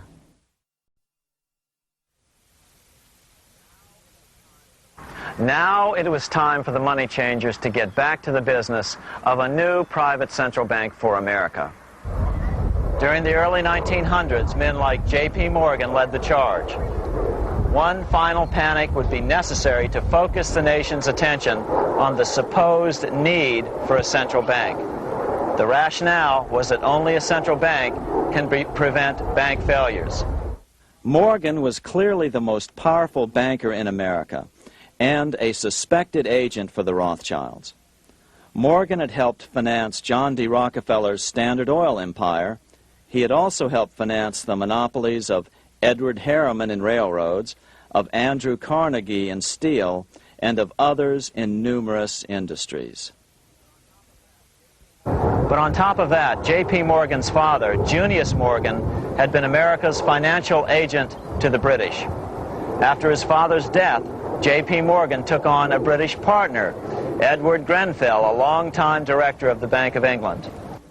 In fact, upon Morgan's death, his estate contained only a few $1 million. The bulk of the securities most people thought he owned were in fact owned by others. In 1902, President Theodore Roosevelt allegedly went after Morgan and his friends by using the Sherman Antitrust Act to try to break up their industrial monopolies. Actually, Roosevelt did very little to interfere in the growing monopolization of American industry by the bankers and their surrogates. For example, Roosevelt supposedly broke up the Standard Oil monopoly, But it wasn't really broken at all. It was merely divided into 7 corporations, all still controlled by the Rockefellers. The public was aware of this thanks to political cartoonists like Thomas Nast, who referred to the bankers as the money trust. By 1907, the year after Teddy Roosevelt's re-election, Morgan decided it was time to try for a central bank again. Using their combined financial muscle, Morgan and his friends were secretly able to crash the stock market. Thousands of small banks were vastly overextended. Some had reserves of less than 1% thanks to the fractional reserve principle. Within days, bank runs were commonplace across the nation. Now Morgan stepped into the public arena and offered to prop up the faltering American economy by supporting failing banks with money he manufactured out of nothing. It was an outrageous proposal, far worse than even fractional reserve banking, but Congress let him do it. Morgan manufactured $200 million worth of this completely reserveless private money and bought things with it, paid for services with it, and sent some of it to his branch banks to lend out at interest. His plan worked. Soon, the public regained confidence in money in general and quit hoarding their currency. But as a result, banking power was further consolidated into the hands of a few large banks. By 1908, the panic was over, and Morgan was hailed as a hero by the president of Princeton University, a man by the name of Woodrow Wilson. All this trouble could be averted if we appointed a committee of 6 or 7 public-spirited men like J.P. Morgan to handle the affairs of our country. Economics textbooks would later explain that the creation of the Federal Reserve System was the direct result of the panic of 1907. Quote, "With its alarming epidemic of bank failures, the country was fed up once and for all with the anarchy of unstable private banking," close quote. But Minnesota Congressman Charles A. Lindbergh Sr., the father of the famous aviator Lucky Lindy, later explained that the panic of 1907 was really just a scam. Those not favorable to the money trust could be squeezed out of business and the people frightened into demanding changes in the banking and currency laws which the money trust would frame. So, since the passage of the National Bank Act of 1863, the money changers had been able to create a series of booms and busts. The purpose was not only to fleece the American public of their property, but to later claim that the banking system was basically so unstable that it had to be consolidated into a central bank once again.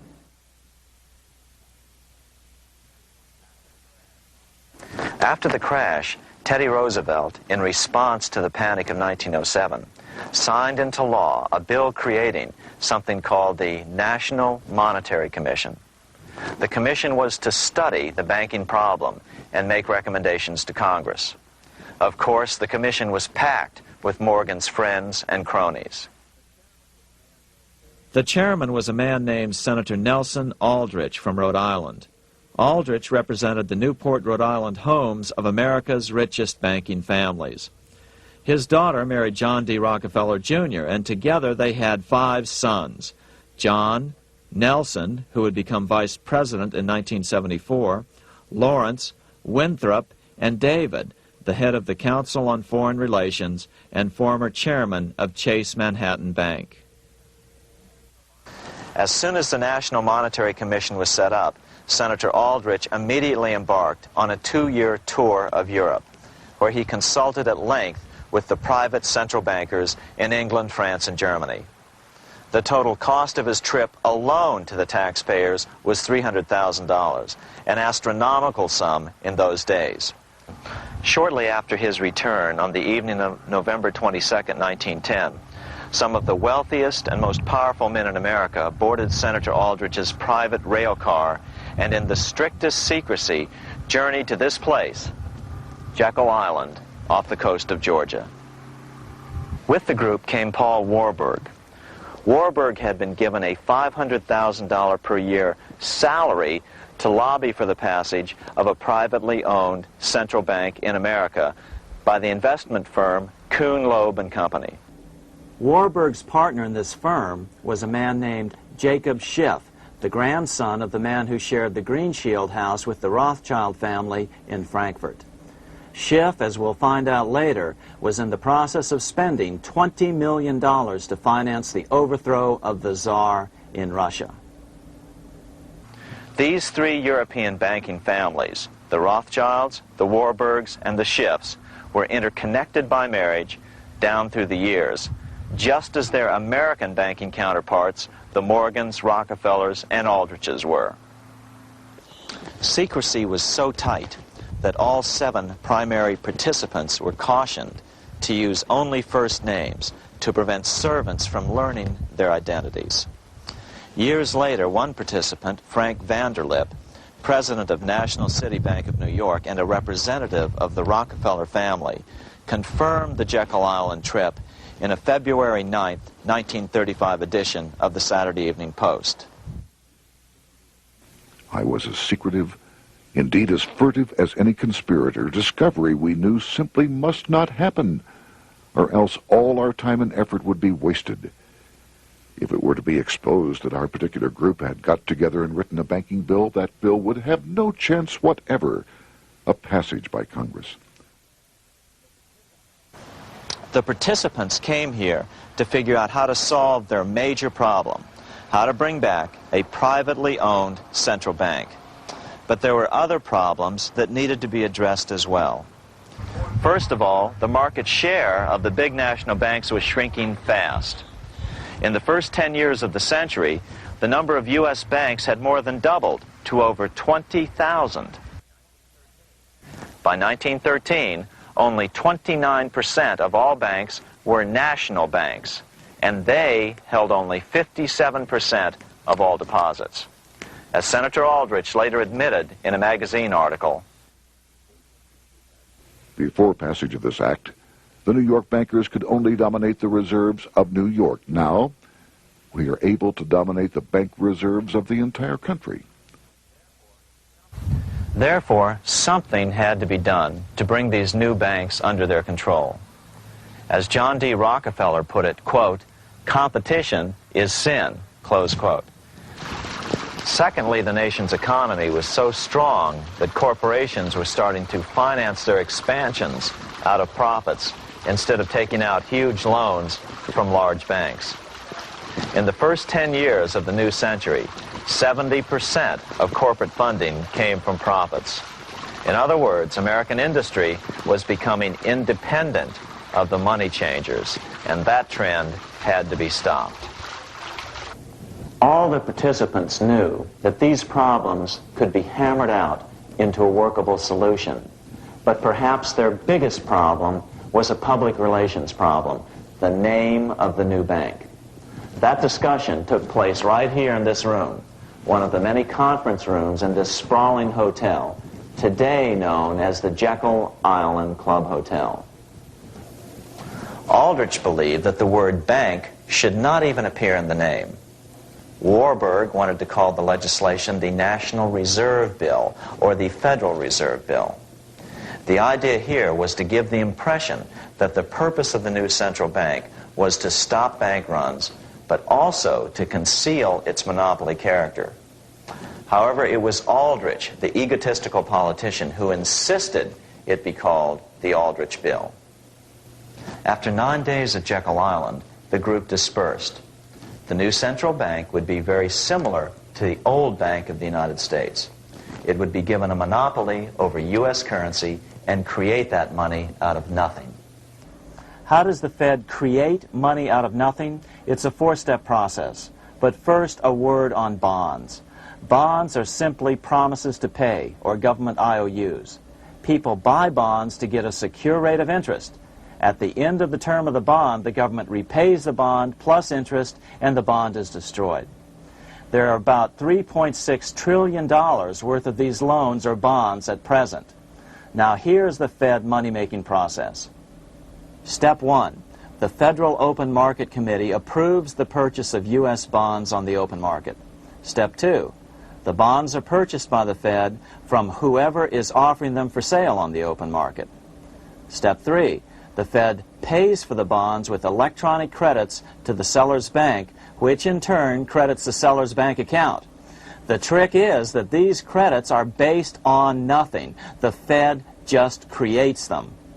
Step 4, the banks use these deposits as reserves. They can loan out over 10 times the amount of their reserves to new borrowers, all at interest. In this way, a Fed purchase of, say, $1 million worth of bonds gets turned into over $10 million in bank accounts. The Fed, in effect, creates 10% of this totally new money, and the banks create the other 90%. To reduce the amount of money in the economy, the process is just reversed. The Fed sells bonds to the public, and the money flows out of the purchaser's local bank. Loans must be reduced by 10 times the amount of the sale. So, a Fed sale of $1 million in bonds results in $10 million less money in the economy. So how does this benefit the bankers whose representatives huddled at Jekyll Island? First, it totally misdirected banking reform efforts from proper solutions. Second, it prevented a proper debt-free system of government finance, like Lincoln's greenbacks, from making a comeback. The bond-based system of government finance forced on Lincoln after he created greenbacks was now cast in stone. Third, it delegated to the bankers the right to create 90% of our money supply based on only fractional reserves, which they then loan out at interest. Fourth, it centralized overall control of our nation's money supply in the hands of a few men.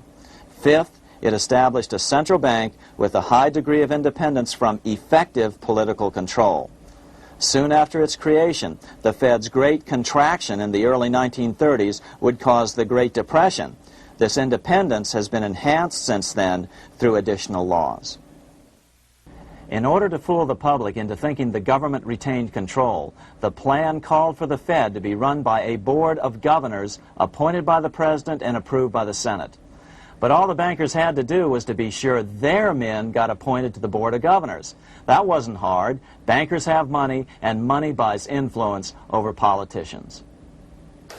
Once the participants left Jekyll Island, the public relations blitz was on.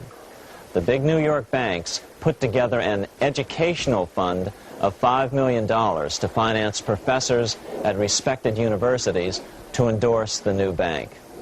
Woodrow Wilson at Princeton was one of the first to jump on the bandwagon. But the bankers' subterfuge didn't work. The Aldrich Bill was quickly identified as the bankers' bill, a bill to benefit only what became known as the money trust. As Congressman Lindbergh put it during the congressional debate, the Aldrich Plan is the Wall Street Plan. It means another panic, if necessary, to intimidate the people. Aldrich, paid by the government to represent the people, proposes a plan for the trusts instead. seeing they didn't have the votes to win in Congress, the Republican leadership never brought the Aldrich bill to a vote. The bankers quietly decided to move to track 2, the Democratic alternative. They began financing Woodrow Wilson as the Democratic nominee. As respected historian James Perloff put it, Wall Street financier Bernard Baruch was put in charge of Wilson's education. Baruch brought Wilson to the Democratic Party headquarters in New York in 1912, leading him like one would a poodle on a string. Wilson received an indoctrination course from the leaders convened there. So now the stage was set. The money changers were poised to install their privately owned central bank once again.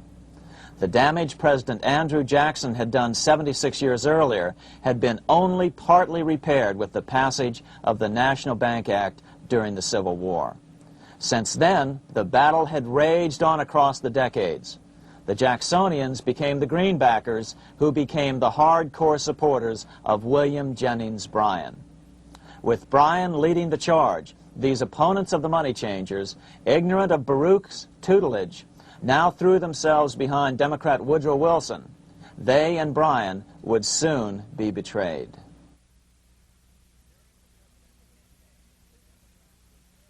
During the presidential campaign, the Democrats were careful to pretend to oppose the Aldrich bill. As Representative Lewis McFadden, himself a Democrat, as well as chairman of the House Banking and Currency Committee, explained it 20 years after the fact. The Aldrich bill was condemned in the platform. When Woodrow Wilson was nominated, the men who ruled the Democratic Party promised the people that if they were returned to power, there would be no central bank established here while they held the reins of government. 13 months later, that promise was broken, and the Wilson administration, under the tutelage of those sinister Wall Street figures who stood behind Colonel House, established here in our free country the worm-eaten, monarchical institution of the King's Bank, to control us from the top downward and to shackle us from the cradle to the grave. Once Wilson was elected, Morgan, Warburg, Baruch, and company advanced a new plan, which Warburg named the Federal Reserve System.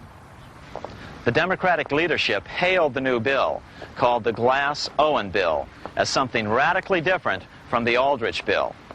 But in fact, the bill was virtually identical in every important detail. In fact, so vehement were the Democratic denials of similarity that Paul Warburg, the father of both bills, had to step in to reassure his paid friends in Congress that the two bills were virtually identical. Brushing aside the external differences affecting the shells, we find the kernels of the two systems very closely resembling and related to one another. But that admission was for private consumption only. Publicly, the money trust trotted out Senator Aldrich and Frank Vanderlip, the president of Rockefeller's National City Bank of New York and one of the Jekyll Island Seven, to oppose the new Federal Reserve System. Years later, however, Vanderlip admitted in the Saturday Evening Post that the two measures were virtually identical. Although the Aldrich Federal Reserve Plan was defeated when it bore the name Aldrich, nevertheless, its essential points were all contained in the plan that finally was adopted. As Congress neared a vote, they called Ohio attorney Alfred Crozier to testify. Crozier noted the similarities between the Aldrich bill and the Glass-Owen bill. The bill grants just what Wall Street and the big banks for 25 years have been striving for: private instead of public control of currency. It, the Glass-Owen bill, does this as completely as the Aldrich bill. Both measures rob the government and the people of all effective control over the public's money, and vest in the banks exclusively the dangerous power to make money among the people scarce or plenty. During the debate on the measure, senators complained that the big banks were using their financial muscle to influence the outcome. "There are bankers in this country who are enemies of the public welfare," said one senator. What an understatement. Despite the charges of deceit and corruption, the bill was finally snuck through the Senate on December 22, 1913, after most senators had left town for the holidays, after having been assured by the leadership that nothing would be done until long after the Christmas recess. On the day the bill was passed, Congressman Lindbergh prophetically warned his countrymen that this act establishes the most gigantic trust on earth. When the president signs this bill, the invisible government by the monetary power will be legalized. The people may not know it immediately, but the day of reckoning is only a few years removed. The worst legislative crime of the ages is perpetrated by this banking bill. On top of all this, only weeks earlier, Congress had finally passed a bill legalizing income tax. Why was the income tax law important? Because bankers finally had in place a system which would run up a virtually unlimited federal debt. How would the interest on this debt be repaid? Never mind the principal. Remember, a privately owned central bank creates the principal out of nothing. The federal government was small then. Up to then, it had subsisted merely on tariffs and excise taxes. No, just as with the Bank of England, the interest payments had to be guaranteed by direct taxation of the people. The money changers knew that if they had to rely on contributions from the states, eventually the individual state legislatures would revolt and either refuse to pay the interest on their own money or at least bring political pressure to bear to keep the debt small. It is interesting to note that in 1895, the Supreme Court had found a similar income tax law to be unconstitutional. The Supreme Court even found a corporate income tax law unconstitutional in 1909. As a result, Senator Aldrich hustled a bill for a constitutional amendment allowing income tax through the Congress. The proposed 16th Amendment to the Constitution was then sent to the state legislatures for approval. But some critics claim that the 16th Amendment was never ratified by the necessary 3/4 of the states.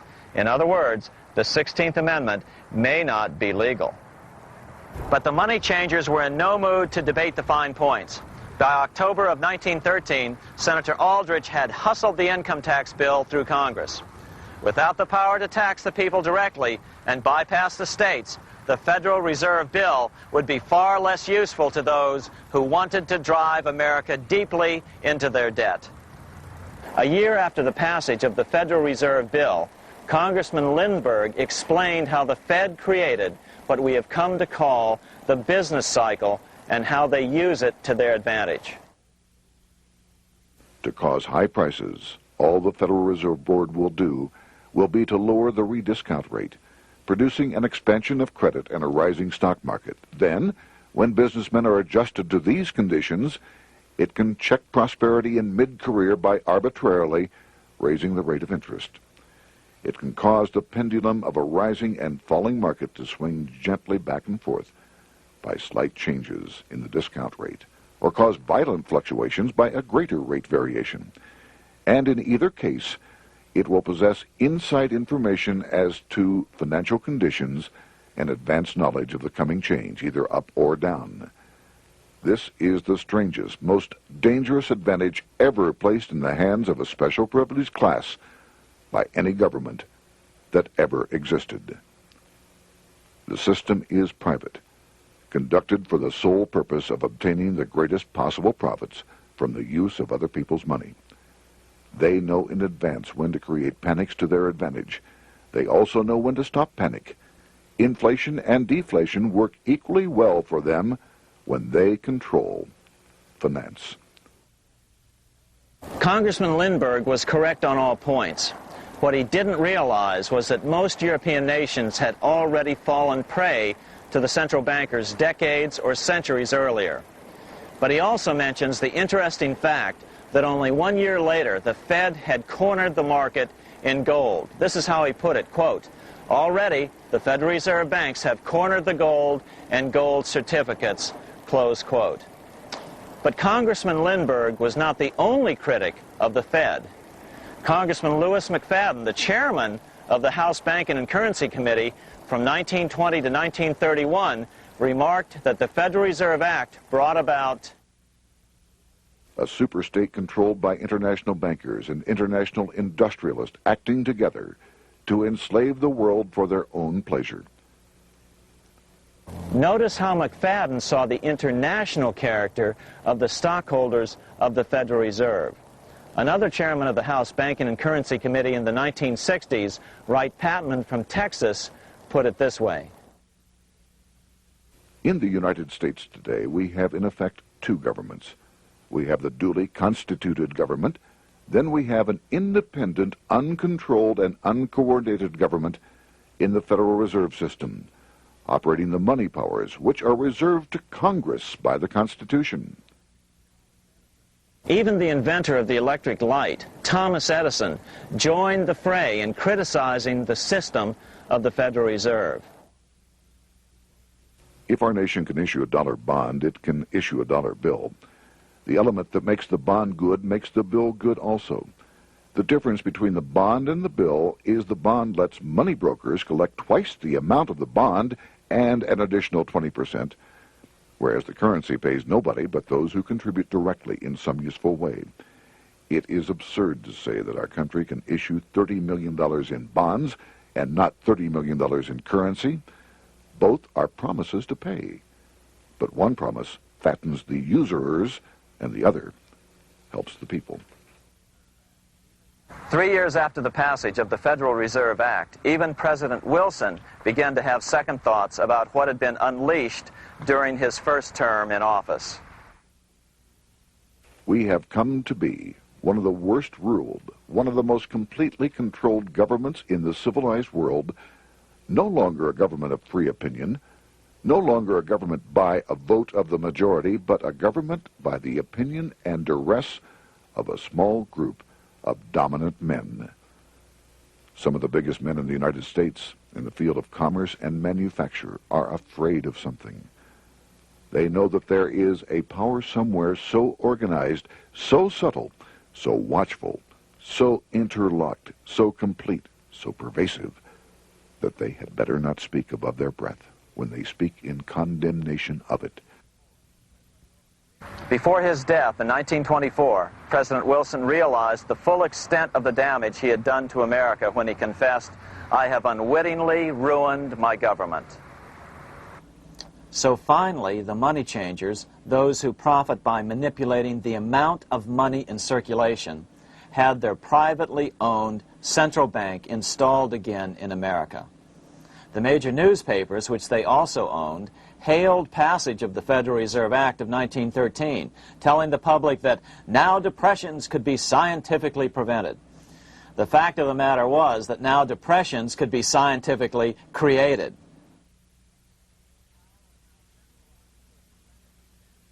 Power was now centralized to a tremendous extent. Now it was time for a war, a really big war. In fact, the First World War. Of course, to the central bankers, the political issues of war don't matter nearly as much as the profit potential, and nothing creates debts like warfare. England was the best example at that time.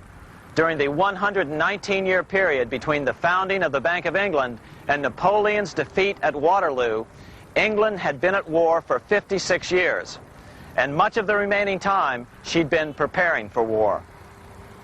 In World War I, the German Rothschilds loaned money to the Germans, the British Rothschilds loaned money to the British, and the French Rothschilds loaned money to the French. In America, J.P. Morgan was the sales agent for war materials to both the British and the French. In fact, 6 months into the war, Morgan became the largest consumer on earth, spending $10 million a day. His offices here at 23 Wall Street were mobbed by brokers and salesmen trying to cut a deal. In fact, it got so bad that the bank had to post guards at every door and at the partners' homes as well. Many other New York bankers made out as well from the war. President Wilson appointed Bernard Baruch to head the War Industries Board. According to historian James Perloff, both Baruch and the Rockefellers profited by some $200 million during the war. But profits were not the only motive. There was also revenge. The money changers never forgave the czars for their support of Lincoln during the Civil War. Also, Russia was the last major European nation to refuse to give in to the privately owned central bank scheme. 3 years after World War I broke out, the Russian Revolution toppled the Tsar and installed the scourge of communism. Jacob Schiff of Kuhn-Loeb and Company bragged from his deathbed that he had spent $20 million towards the defeat of the Tsar. Money was funneled from England to support the revolution as well. Why would some of the richest men in the world financially back communism, the system that was openly vowing to destroy the so-called capitalism that made them wealthy? Researcher Gary Allen explained it this way. If one understands that socialism is not a share the wealth program, but is in reality a method to consolidate and control the wealth, then the seeming paradox of super-rich men promoting socialism becomes no paradox at all. Instead, it becomes logical, even the perfect tool of power-seeking megalomaniacs. Communism, or more accurately socialism, is not a movement of the downtrodden masses, but of the economic elite. As W. Cleon Skousen put it, In his 1970 book, The Naked Capitalist, Power from any source tends to create an appetite for additional power. It was almost inevitable that the super-rich would one day aspire to control not only their own wealth, but the wealth of the whole world. To achieve this, they were perfectly willing to feed the ambitions of the power-hungry political conspirators who were committed to the overthrow of all existing governments and the establishments of a central worldwide dictatorship. but what if these revolutionaries get out of control and try to seize power from the super-rich? After all, it was Mao Zedong who in 1938 stated his position concerning power. Political power grows out of the barrel of a gun. The Wall Street, London axis elected to take the risk. The master planners attempted to control revolutionary communist groups by feeding them vast quantities of money when they obeyed, and contracting their money supply, or even financing their opposition if they got out of control. Lenin began to understand that although he was the absolute dictator of the new Soviet Union, he was not pulling the financial strings. Someone else was silently in control. The state does not function as we desired. The car does not obey. A man is at the wheel and seems to lead it, but the car does not drive in the desired direction. It moves as another force wishes.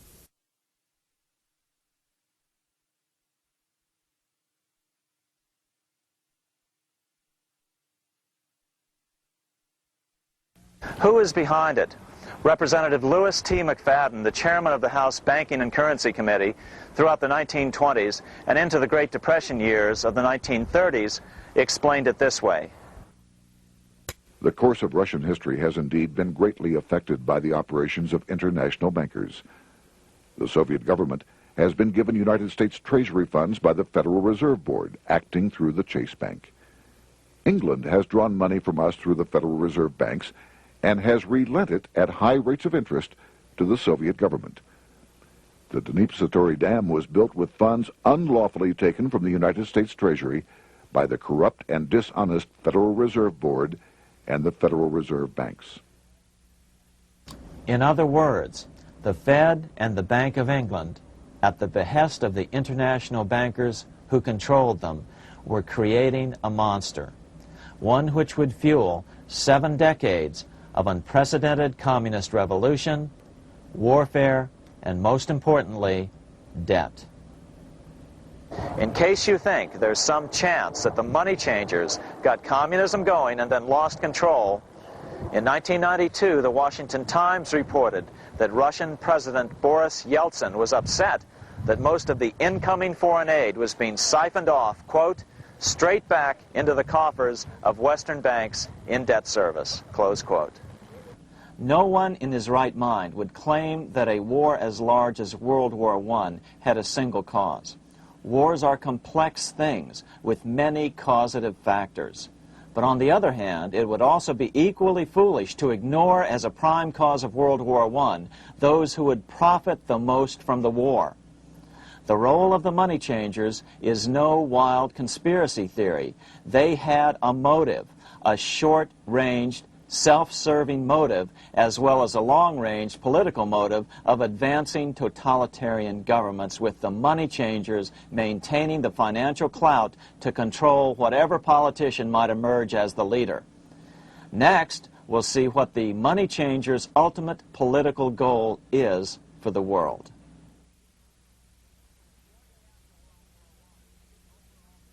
Shortly after World War I, the overall political agenda of the money changers began to be clear.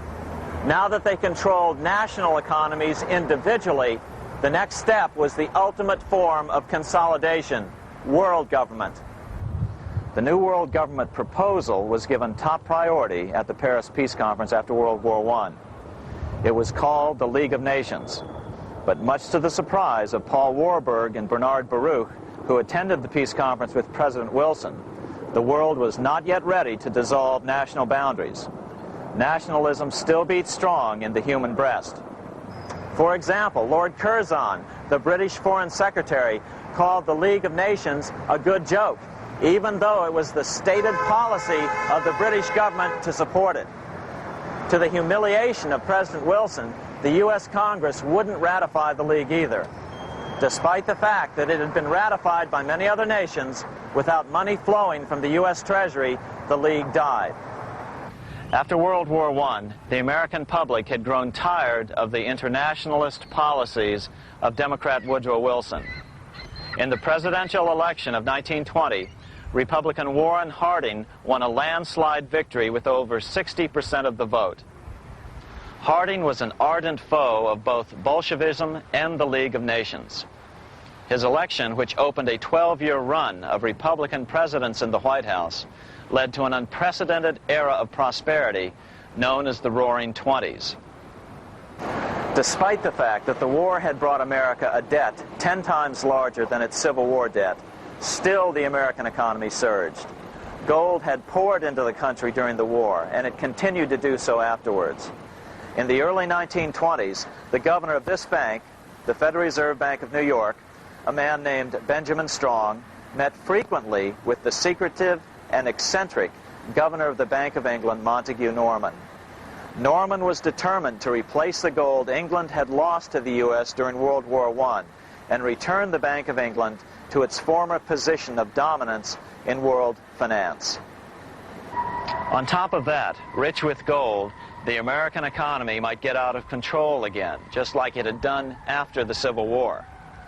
During the next 8 years, under the presidencies of Harding and Coolidge, the huge federal debt built up during World War I was cut by 38%, down to $16 billion, the greatest percentage drop in U.S. history. During the election of 1920, Warren Harding and Calvin Coolidge ran against James Cox, the governor of Ohio, and the little-known Franklin D. Roosevelt, who had previously risen to no higher post than President Wilson's Assistant Secretary of the Navy. After his inauguration, Harding moved quickly to formally kill the League of Nations. Then he quickly moved to reduce domestic taxes while raising tariffs to record heights. Now, this was a revenue policy of which most of the Founding Fathers would certainly have approved. His second year in office, Harding took ill on a train trip in the West and suddenly died. Although no autopsy was performed, the cause was said to be either pneumonia or food poisoning.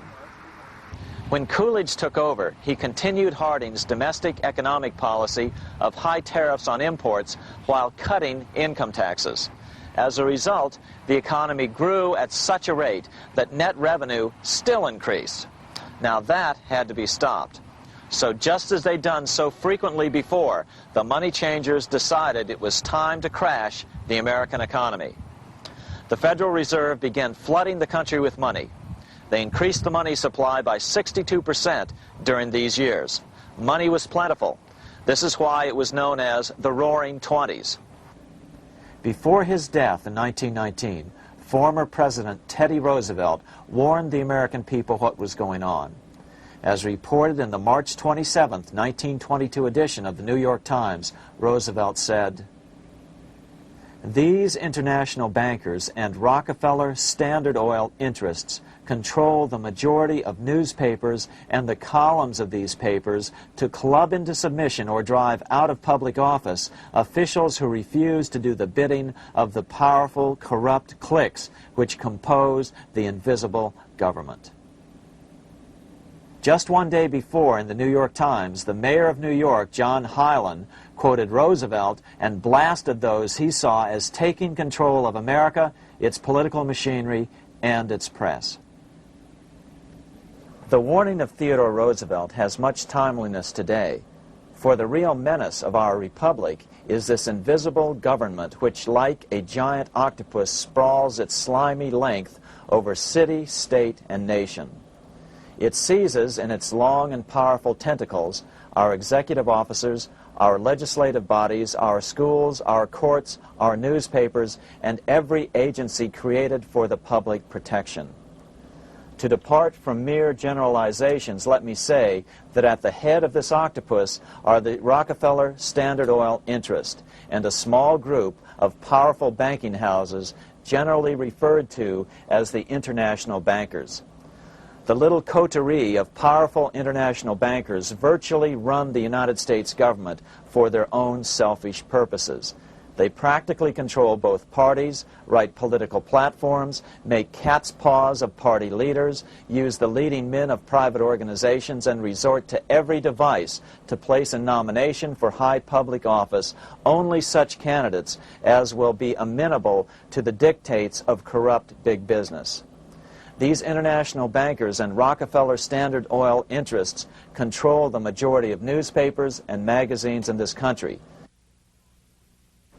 Why didn't people listen to such strong warnings and demand that Congress reverse its 1913 passage of the Federal Reserve Act?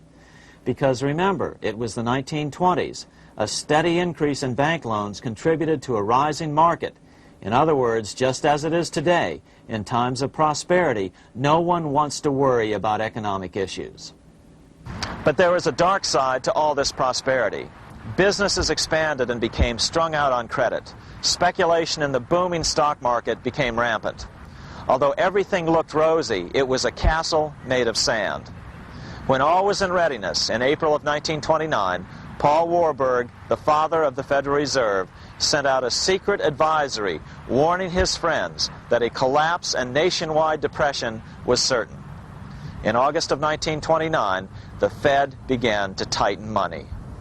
It is not a coincidence that the biographies of all the Wall Street giants of that era, John D. Rockefeller, J.P. Morgan, Bernard Baruch, etc., all marvel that they got out of the stock market just before the crash and put all their assets in cash or gold.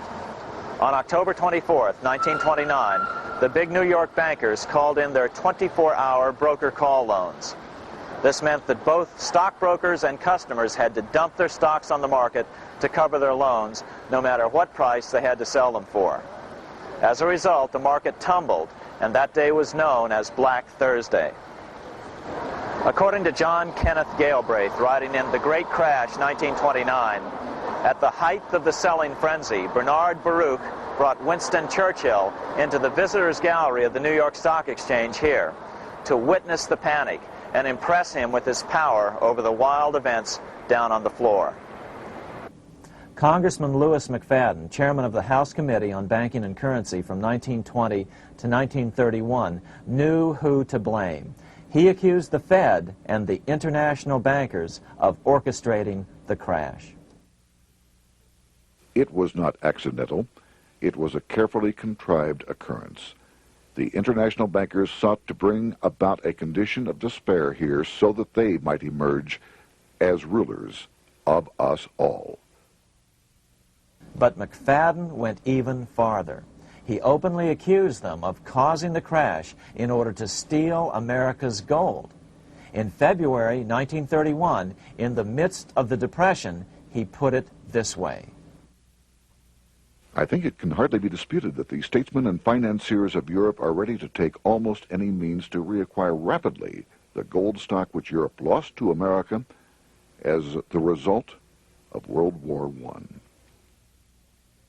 Curtis Dahl, a broker for Lehman Brothers, was on the floor of the New York Stock Exchange the day of the crash.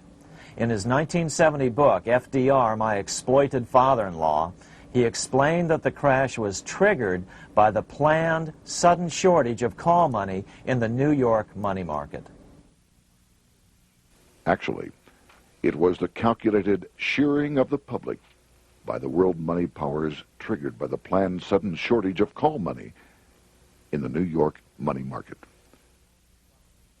Within a few weeks, $3 billion of wealth simply seemed to vanish. Within a year, $40 billion had been lost. But did it really disappear? Or was it simply consolidated in fewer hands? And what did the Federal Reserve do? Instead of moving to help the economy out by quickly lowering interest rates to stimulate the economy, the Fed continued to brutally contract the money supply further, deepening the Depression. Between 1929 and 1933, the Fed reduced the money supply by an additional 33%. Although most Americans have never heard that the Fed was the cause of the Depression, this is well known among top economists. Milton Friedman, the Nobel Prize-winning economist now of Stanford University, said the same thing in a National Public Radio interview in January of 1996. The Federal Reserve definitely caused the Great Depression by contracting the amount of currency in circulation by 1/3 from 1929 to 1933. But the money lost by most Americans during the Depression didn't just vanish. It was just redistributed into the hands of those who had gotten out just before the crash and had purchased gold, which is always a safe place to put your money just before a depression. But America's money also went overseas. Incredibly, as President Hoover was heroically trying to rescue banks and prop up businesses, with millions of Americans starving as the Great Depression deepened, millions of dollars were being spent rebuilding Germany from damage sustained during World War I. 8 years before Hitler would invade Poland, Representative Louis McFadden, chairman of the House Banking and Currency Committee, warned Congress that Americans were paying for Hitler's rise to power. After World War I, Germany fell into the hands of the German international bankers. Those bankers bought her, and they now own her lock, stock, and barrel. They have purchased her industries, they have mortgages on her soil, they control her production, they control all her public utilities. The international German bankers have subsidized the present government of Germany, and they have also supplied every dollar of the money Adolf Hitler has used in his lavish campaign to build up a threat to the government of Brüning. When Brüning fails to obey the orders of the German international bankers, Hitler is brought forth to scare the Germans into submission. Through the Federal Reserve Board, over $30 billion of American money has been pumped into Germany. You have all heard of the spending that's taken place in Germany. Modernistic dwellings, her great planetariums, her gymnasiums, her swimming pools, her fine public highways, her perfect factories. All this was done on our money. All this was given to Germany through the Federal Reserve Board. The Federal Reserve Board has pumped so many billions of dollars into Germany that they dare not name the total. Franklin D. Roosevelt was swept into office during the 1932 presidential election. Once Roosevelt was in office, however, sweeping emergency banking measures were immediately announced, which did nothing but increase the Fed's power over the money supply. Then, and only then, did the Fed finally begin to loosen the purse strings and feed new money out to the starving American people. At first, Roosevelt railed against the money changers as being the cause of the Depression. Believe it or not, this is what he said on March 4th, 1933, in his inaugural address. Practices of the unscrupulous money changers stand indicted in the court of public opinion, rejected by the hearts and minds of men. The money changers have fled from their high seats in the temple of our civilization. But 2 days later, Roosevelt declared a bank holiday and closed all banks. Later that year, Roosevelt outlawed private ownership of all gold bullion and all gold coins with the exception of rare coins. Most of the gold in the hands of the average American was in the form of gold coins. The new decree was, in effect, a confiscation. Those who didn't comply risk as much as 10 years in prison and a $10,000 fine, the equivalent of $100,000 today. Out in small-town America, some people didn't trust Roosevelt's order. Many were torn between keeping their hard-earned wealth or obeying the government. Those who did turn in their gold were paid the official price for it, $20.66 per ounce. So unpopular was the confiscation order that no one anywhere in government would take credit for authoring it. No congressman claimed it. At the signing ceremony, President Roosevelt made it clear to all present that he was not the author of it and publicly stated that he had not ever read it. Even his Secretary of the Treasury said he'd never read it either, saying it was, quote, what the experts wanted. Roosevelt convinced the public to give up their gold by saying that pooling the nation's resources was necessary to get America out of the Depression. With great fanfare, he ordered a new bullion depository built to hold the mountain of gold the U.S. government was illegally confiscating. By 1936, the U.S. bullion depository at Fort Knox was completed, and in January 1937, the gold began to flow into it. The rip-off of the ages was about to proceed. In 1935, once the gold had all been turned in, the official price of gold was suddenly raised to $35 per ounce. But the catch was, only foreigners could sell their gold at the new higher price. The money changers who had heeded Warburg's note and gotten out of the stock market just before the crash and bought gold at $20.66 per ounce, then shipped it to London, could now bring it back and sell it back to the government, nearly doubling their money while the average American starved. The Fort Knox Bullion Depository sits here in the middle of the Fort Knox Military Reservation, 30 miles southwest of Louisville, Kentucky. This was as close as we were permitted to get to the depository despite years of letters from members of Congress to allow our film crew inside. The 4-acre grounds immediately surrounding the building are guarded by an electrified steel fence, an open moat, and 4 machine-gun-armed guard pillboxes at the structure's corners. When the gold began arriving on January 13, 1937, there was unprecedented security. Thousands of official guests watched the arrival of a 9-car train from Philadelphia, guarded by armed soldiers, postal inspectors, Secret Servicemen, and guards from the U.S. Mint. It was all great theater. America's gold supply from across the land had been pooled, supposedly for the public benefit, and then safely tucked into Fort Knox. But all that security would soon be breached by the government itself. Now the stage was set for a really big war, one which would pile up debt far beyond that of World War I. For example, in 1944 alone, the U.S. national income was only $183 billion, yet $103 billion was spent on the war. This was 30 times the spending rate during World War I. In fact, the American taxpayer picked up 55% of the total Allied cost of the war. But equally important, virtually every nation involved in World War II greatly multiplied their debt. In the U.S., for example, federal debt went from $43 billion in 1940 up to $257 billion in 1950, an increase of 598%. Between 1940 and 1950, Japanese debt swelled 1,348%. French debt grew 583%, and Canadian debt soared 417%.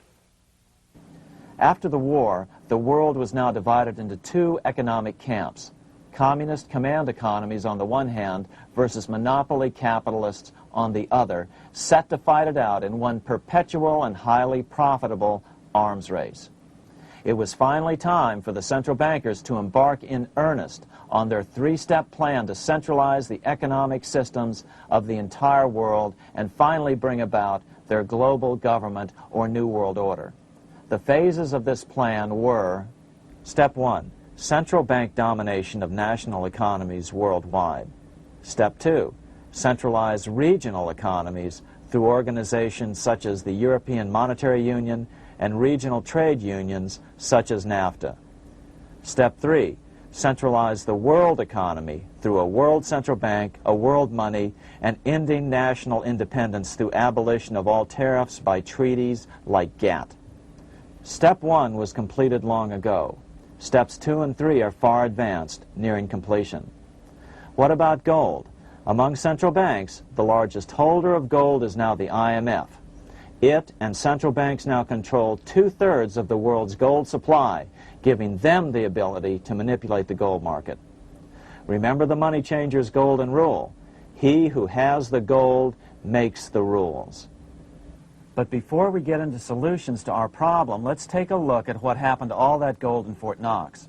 Because if we don't understand that the gold has been stolen, we'll allow ourselves to be stampeded into the wrong solution: a gold-backed currency.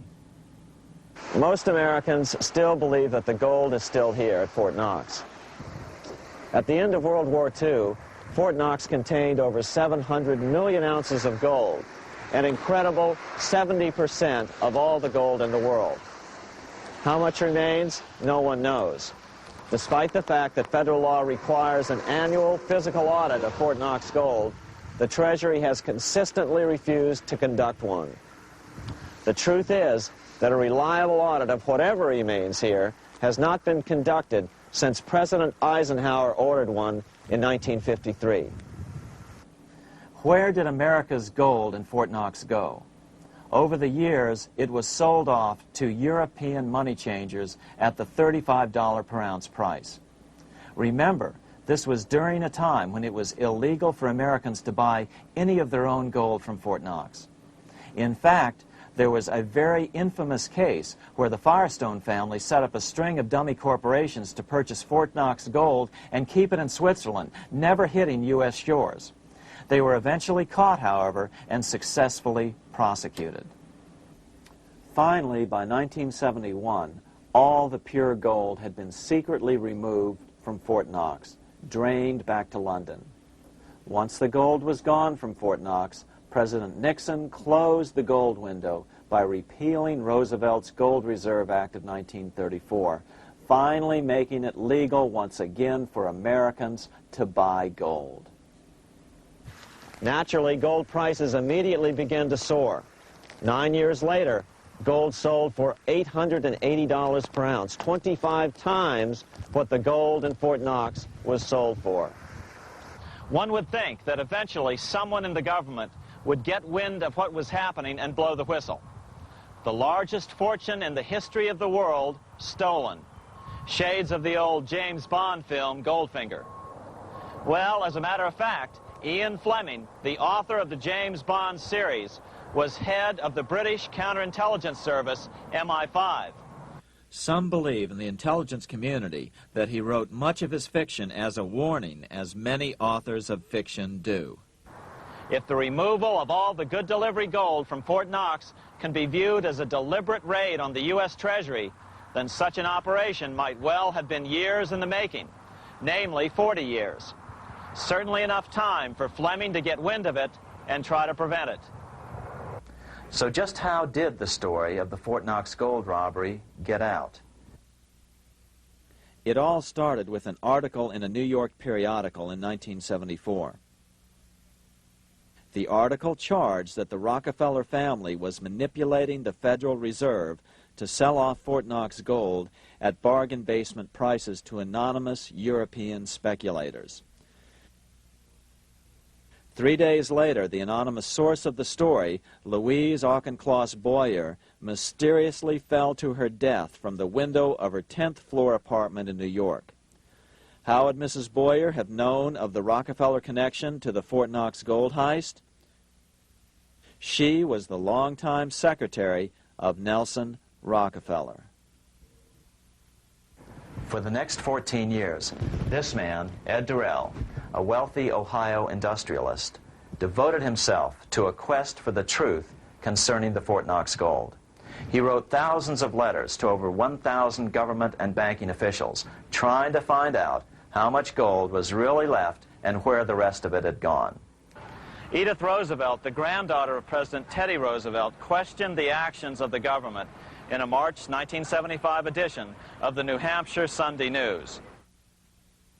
Allegations of missing gold from our Fort Knox vaults are being widely discussed in European financial circles. But what is puzzling is that the administration is not hastening to demonstrate conclusively that there is no cause for concern over our gold treasure, if indeed it is in a position to do so. Unfortunately, Ed Durrell never did accomplish his primary goal, a full audit of the gold reserves in Fort Knox. It's incredible that the world's greatest treasure has had little accounting or auditing. This gold belonged to the American people, not the Federal Reserve and their foreign owners. One thing is certain, the government could blow all of this speculation away in a few days with a well-publicized audit under the searing lights of media cameras. it has chosen not to do so. One must conclude that they are afraid of the truth such an audit would reveal.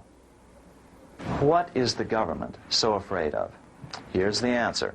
When President Ronald Reagan took office in 1981, his conservative friends urged him to study the feasibility of returning to a gold standard as the only way to curb government spending. It sounded like a reasonable alternative, so President Reagan appointed a group of men called the Gold Commission to study the situation and report back to Congress. What Reagan's Gold Commission reported back to Congress in 1982 was the following shocking revelation concerning gold. The U.S. Treasury owned no gold at all. All the gold that was left in Fort Knox was now owned by the Federal Reserve, a group of private bankers, as collateral against the national debt. The truth of the matter is that never before has so much money been stolen from the hands of the general public and put into the hands of a small group of private investors, the money changers.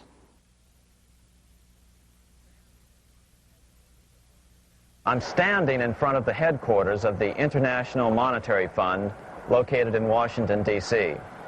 Across the street, right over there, is the headquarters of the World Bank. What are these organizations and who controls them, and most importantly, are they about to create a huge worldwide depression? Let us step back in time for a moment to the aftermath of World War I. People were tired of war, so under the guise of peacemaking, the international bankers devised a plan to consolidate power even further. Claiming only an international government would stem the tide of world wars, the money changers pushed forward a proposal for world government which stood on three legs. A world central bank to be called the Bank of International Settlements, a world judiciary to be called the World Court located in The Hague, the Netherlands, and a world executive and legislature to be called the League of Nations. As President Clinton's mentor, Georgetown historian Carroll Quigley wrote in his 1966 book, Tragedy and Hope, the powers of financial capitalism had a far-reaching plan, nothing less than to create a world system of financial control in private hands, able to dominate the political system of each country and the economy of the world as a whole. This system was to be controlled in a feudalistic fashion by the central banks of the world, acting in concert by secret agreements arrived at in frequent meetings and conferences. The apex of the system was to be the Bank for International Settlements in Bâle, Switzerland, a private bank owned and controlled by the world central banks, which were themselves private corporations. Each central bank sought to dominate its government by its ability to control treasury loans, to manipulate foreign exchanges, to influence the level of economic activity in the country, and to influence cooperative politicians by subsequent economic rewards in the business world. Despite intense pressure from the international bankers and the press, a handful of U.S. senators, led by Senator Henry Cabot Lodge, kept the U.S. out of these schemes. Without U.S. participation, the League was doomed.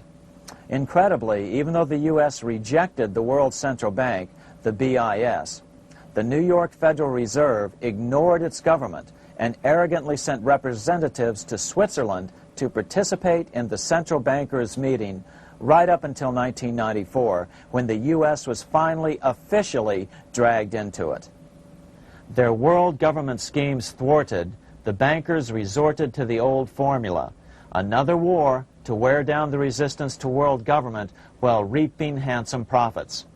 To this end, Wall Street helped resurrect Germany through the Thyssen banks, which were affiliated with the Harriman interest in New York, just as the Chase Bank had assisted in the financing of the Bolshevik Revolution in Russia during World War I.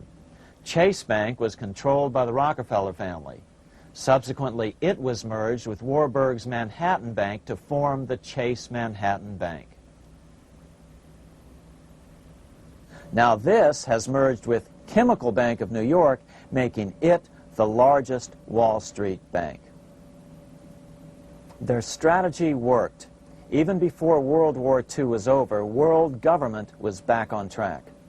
In 1944, at Bretton Woods, New Hampshire, the International Monetary Fund and the World Bank were approved with full U.S. participation.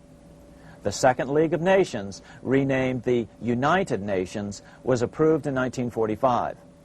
Soon, a new international court system was functioning as well. All effective opposition to these international bodies before the war had evaporated in the heat of war, just as planned. These new organizations simply repeated on a world scale what the National Banking Act of 1864 and the Federal Reserve Act of 1913 had established in the U.S. They created a banking cartel composed of the world's central banks, which gradually assumed the power to dictate credit policies to the banks of all the nations.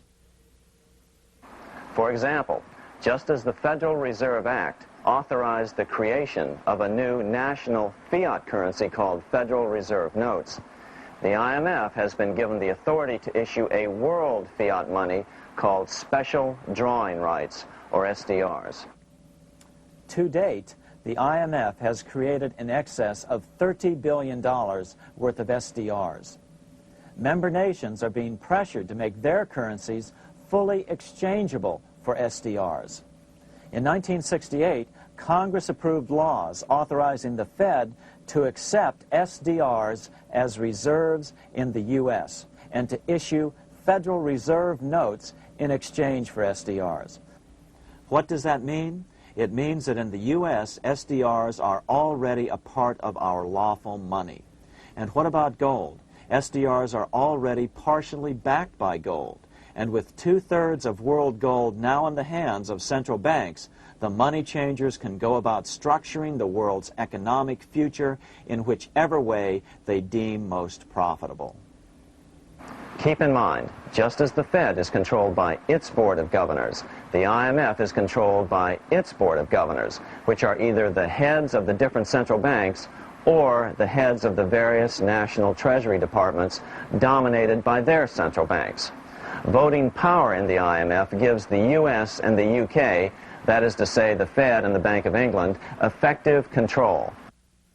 Just as the Fed controls the amount of money in the U.S., the BIS, IMF, and World Bank control the money supply for the world.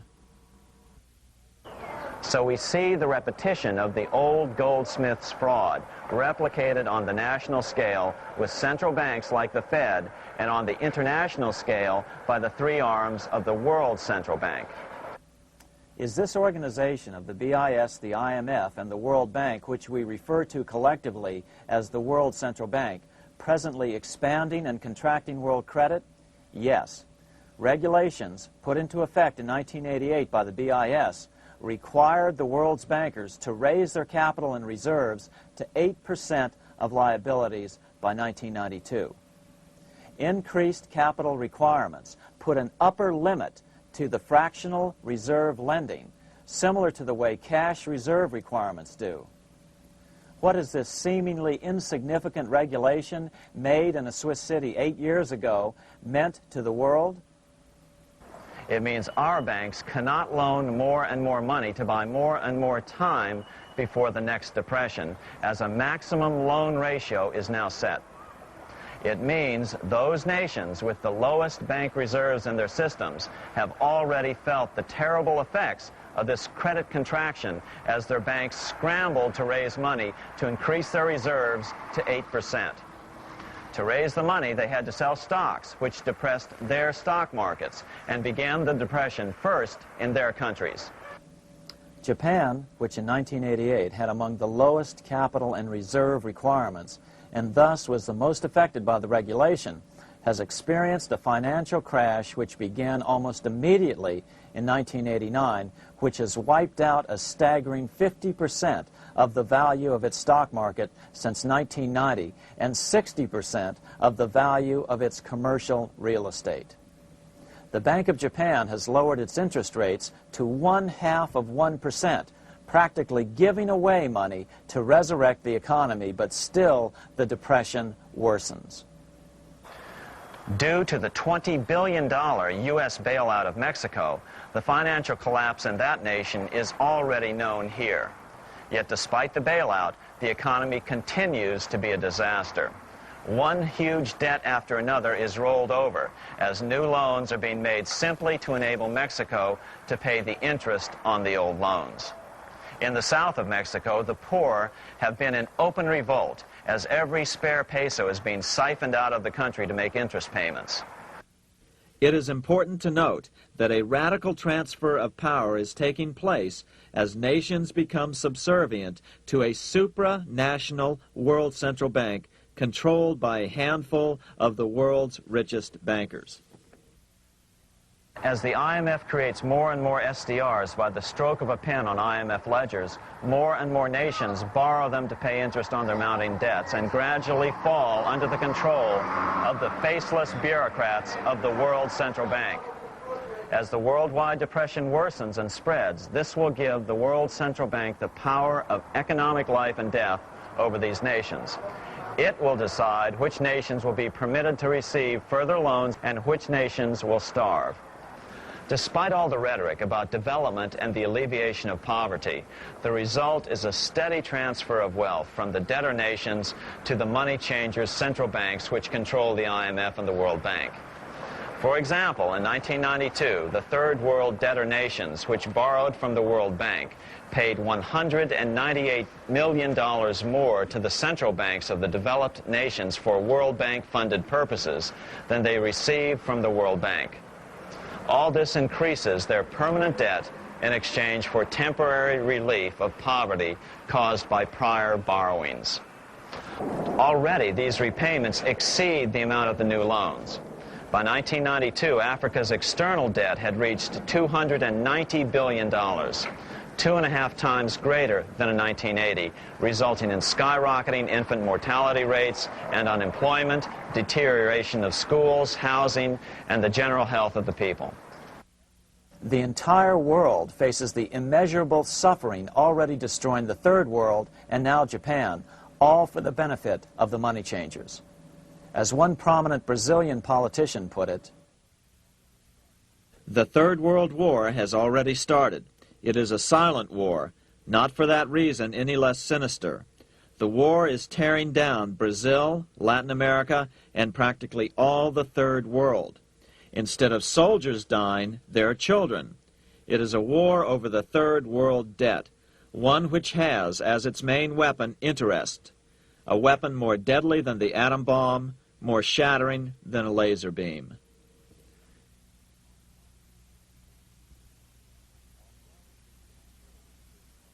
Although it would be absurd to ignore the pivotal role played by influential families such as the Rothschilds, the Warburgs, the Schiffs, the Morgans, and the Rockefellers in any review of the history of central banking and fractional banking, keep in mind, by now, central banks and the large commercial banks are up to 3 centuries old and deeply entrenched in the economic life of many nations.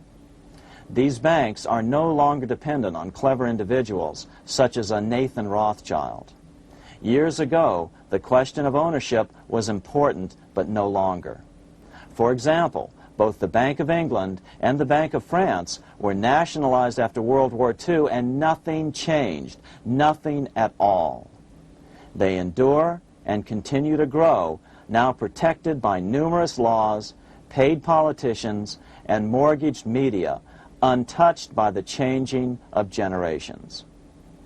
3 centuries have given them an aura of respectability. The old school tie is now worn by the 6th generation son, who's been raised in a system that he may never question as he is named to serve on the governing boards of countless philanthropic organizations. To focus attention today on individuals or families, or to attempt to sort out the current holders of power, serves little useful purpose and would be a distraction from the cure. The problem is far bigger than that. It is the corrupt banking system that was and is being used to consolidate vast wealth into fewer and fewer hands that is our current economic problem. Change the names of the main players now, and the problem will neither go away nor even miss a beat. Likewise, among the hordes of bureaucrats working in the World Bank, central banks, and international banks, only a tiny fraction have any idea of what's really going on. No doubt they'd be horrified to learn that their work is contributing to the terrible impoverishment and gradual enslavement of mankind to a few incredibly rich plutocrats. So really, there's no use in emphasizing the role of individuals anymore. And the problem even transcends the normal spectrum of political right and left. Both communism and socialism, as well as monopoly capitalism, have been used by the money changers. Today, they profit from either side of the new political spectrum. The big government welfare state on the so-called left wing versus the neoconservative laissez-faire capitalists who want big government totally out of their lives on the right wing. Either way, the bankers win. Monetary reform is the most important political issue facing this nation. That clarified, let's proceed to the conclusions in the spirit Lincoln declared, with malice towards none, with charity towards all. At the start of this video, we ask a number of troubling questions. Let's be sure we've answered them. What's going on in America today? Why are we over our heads in debt? Why can't the politicians bring debt under control? Why are we over our heads in debt? Because we're laboring under a debt money system that is designed and controlled by private bankers. Now, some will argue that the Federal Reserve System is a quasi-governmental agency. But the President appoints only 2 of the 7 members of the Federal Reserve Board of Governors every 4 years. And he appoints them to 14-year terms, far longer than his own.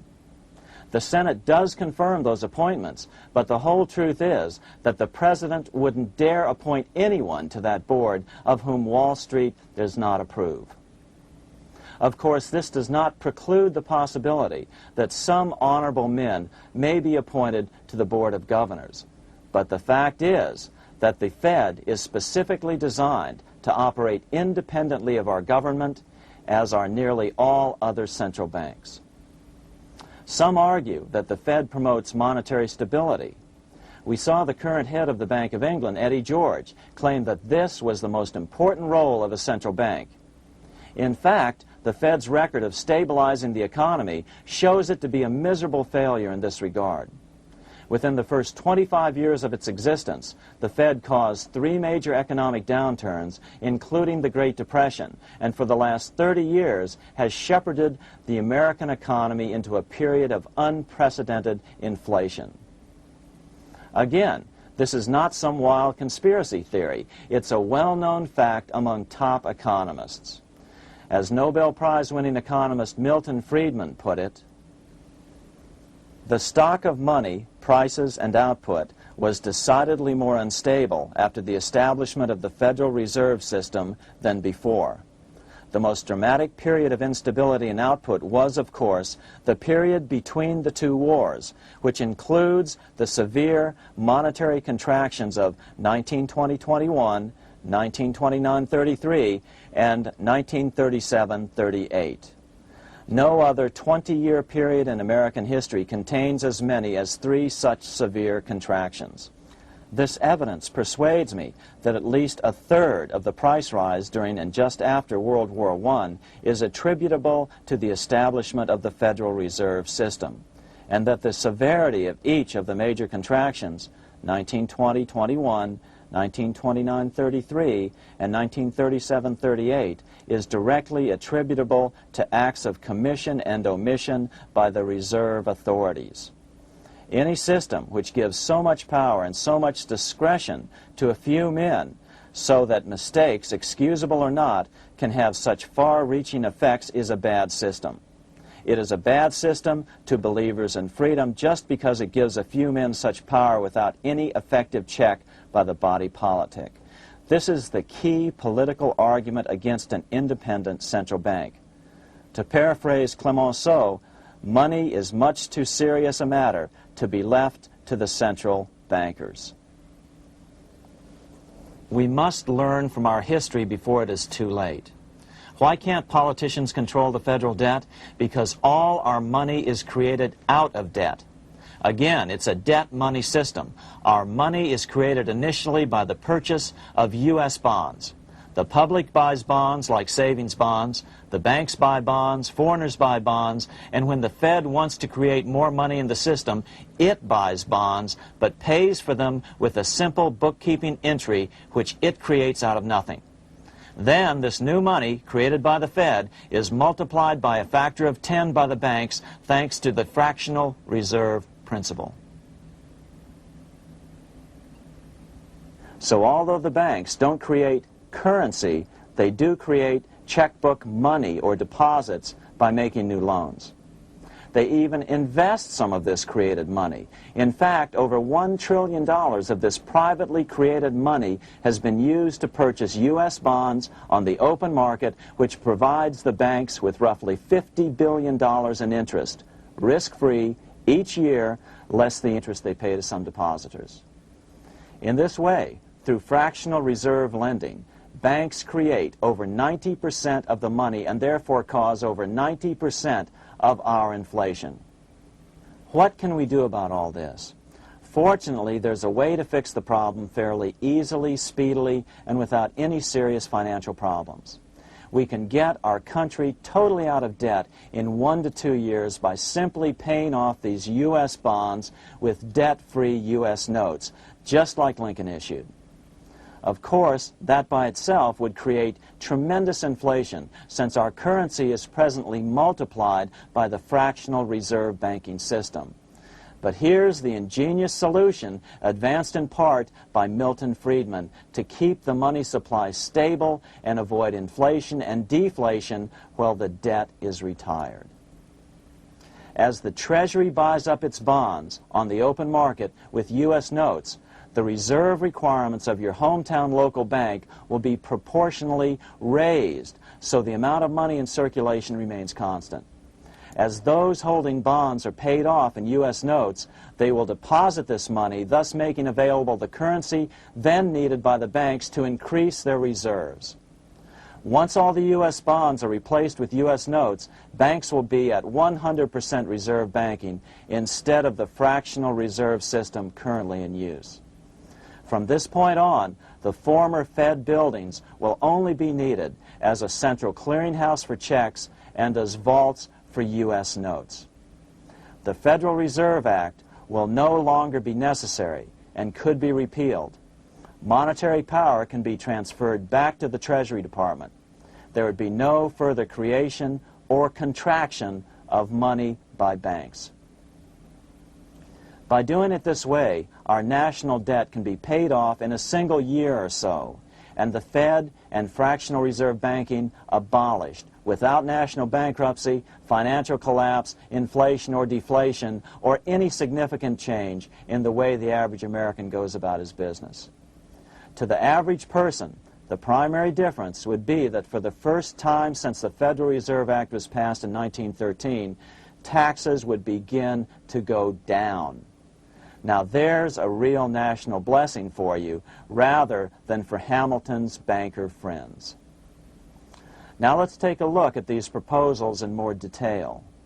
Here are the main provisions of a Monetary Reform Act which needs to be passed by Congress.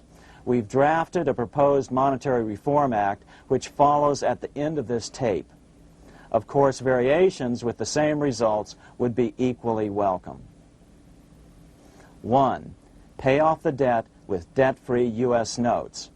As Thomas Edison put it, if the U.S. can issue a dollar bond, it can issue a dollar bill. They both rest purely on the faith and credit of the United States government. This amounts to a simple substitution of one type of government obligation for another. One bears interest, the other doesn't. Federal Reserve notes could be used for this as well, but could not be printed after the Fed's abolished as we propose, so we suggest using U.S. notes instead. 2. Abolish fractional reserve banking.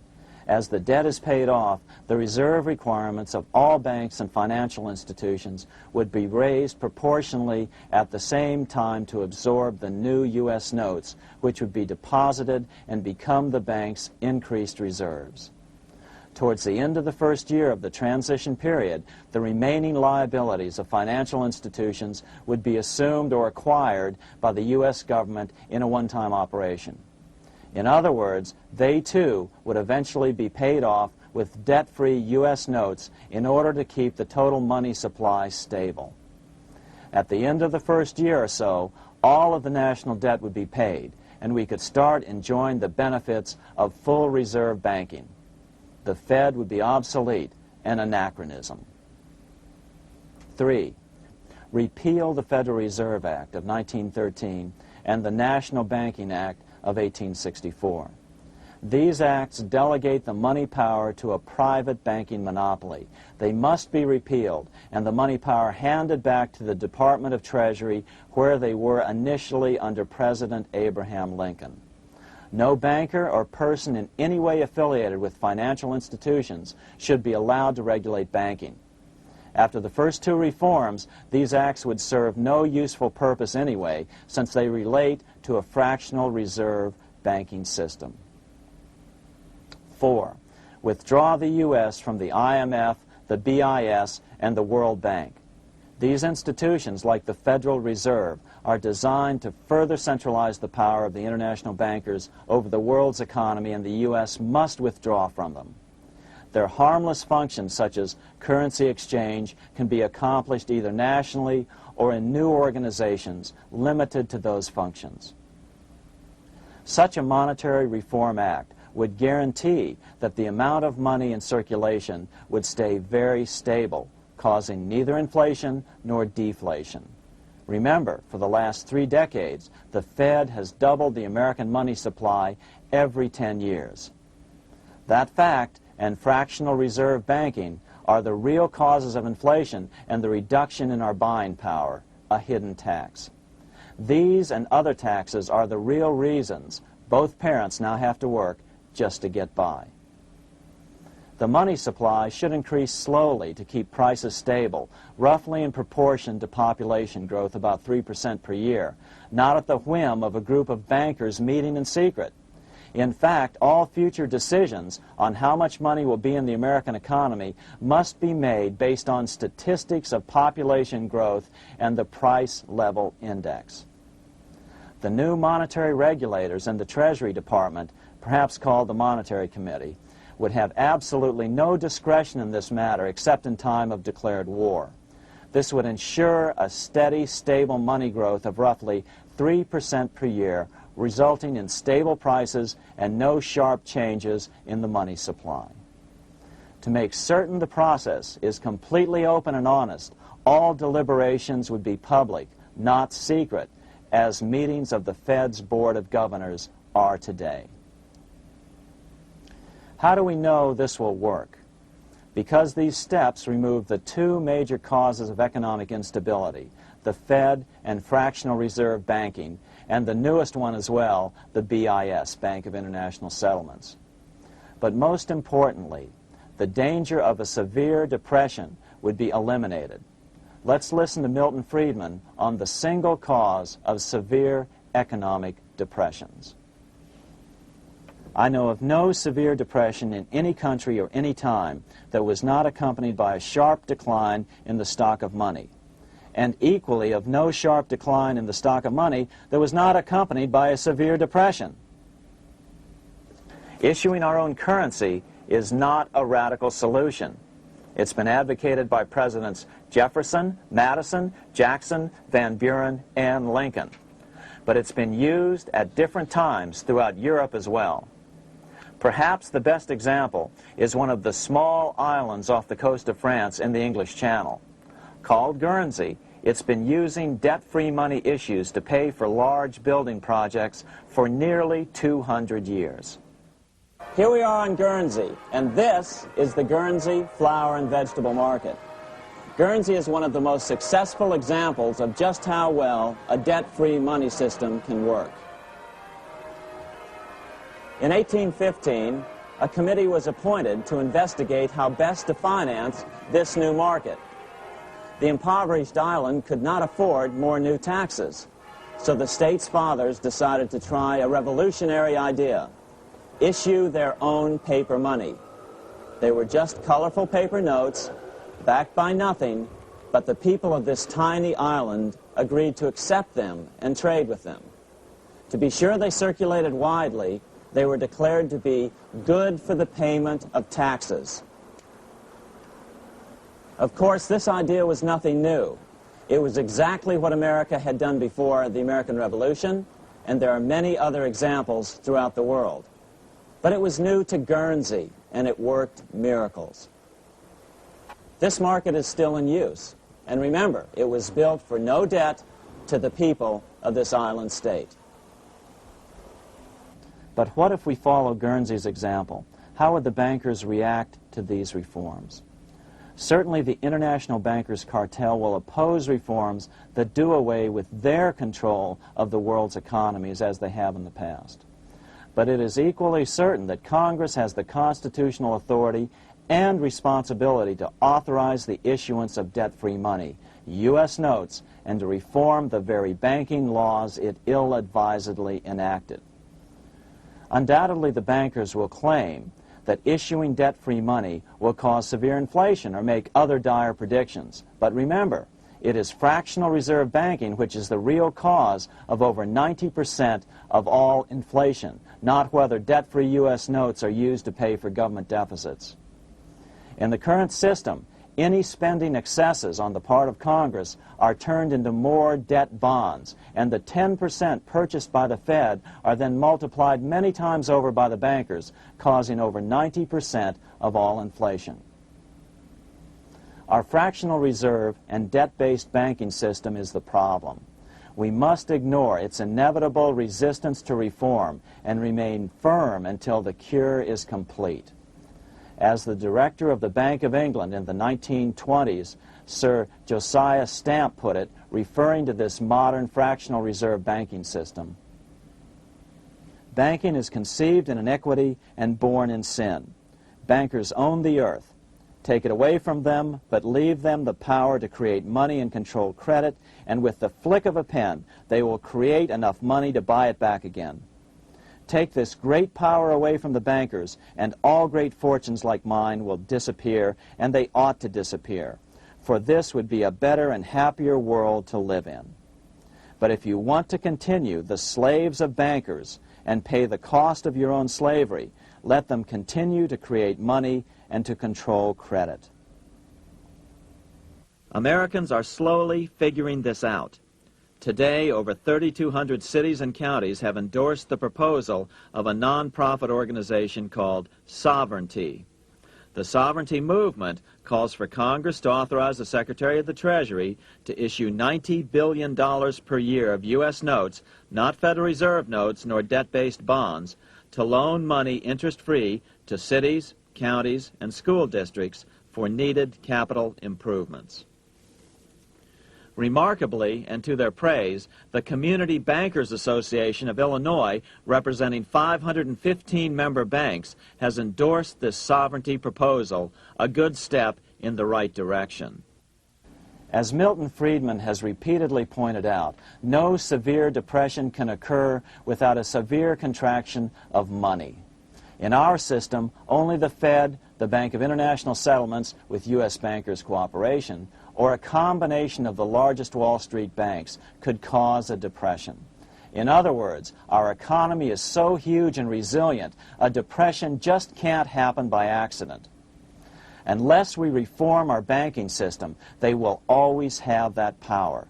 They can pull the plug on our economy anytime they choose. The only solution is to abolish the Fed and the fractional reserve banking system and withdraw from the BIS. Only that will break the power of the international bankers over our economy. And keep in mind, a stock market crash itself cannot cause a severe depression. Only the severe contraction of our money supply can cause a severe depression. The stock market crash of 1929 only wiped out market speculators, mostly the small to medium ones, resulting in $3 billion in wealth changing hands.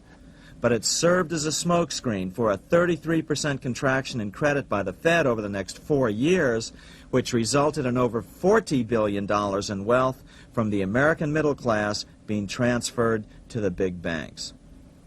Then, despite impotent howls of protest from a divided Congress, the independent Fed kept the money supply contracted for a full decade.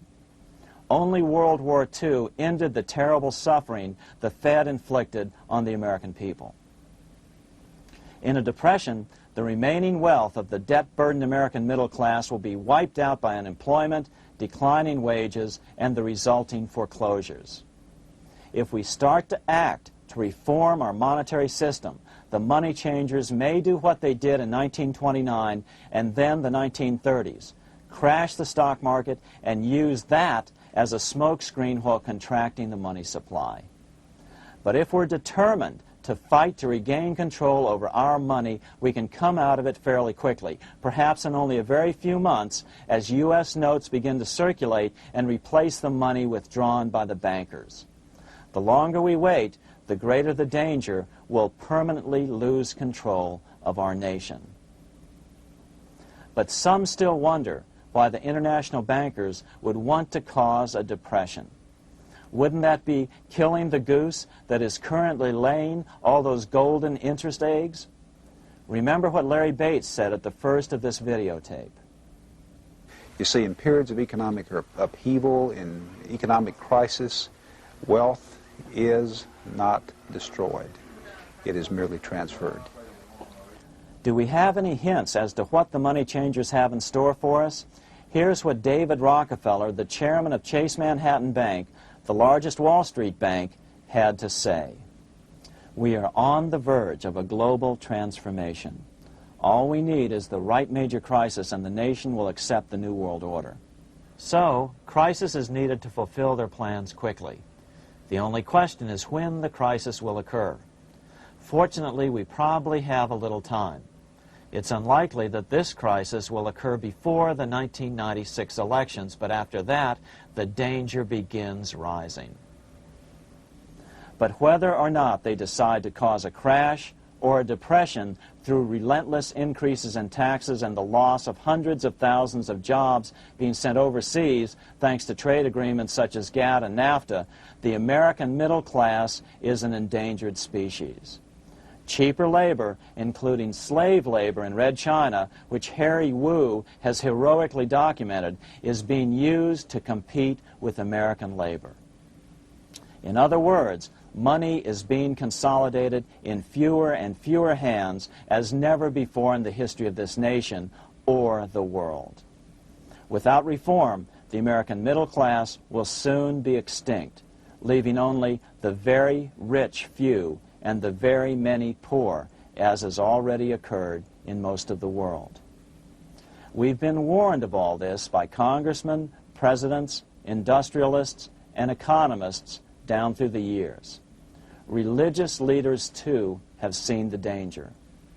About 1898, during the time of William Jennings Bryan, Pope Leo XIII put it this way. On the one side, there is the party which holds the power because it holds the wealth, which has in its grasp all labor and all trade, which manipulates for its own benefit and its own purposes all the sources of supply, and which is powerfully represented in the councils of state itself. On the other side, there is the needy and powerless multitude, sore and suffering. Rapacious usury, which, although more than once condemned by the Church, is nevertheless under a different form, but with the same guilt, still practiced by avaricious and grasping men, so that a small number of very rich men have been able to lay upon the masses of the poor a yoke little better than slavery itself. More recently, during America's Great Depression, Pope Pius XI spoke of the same problem.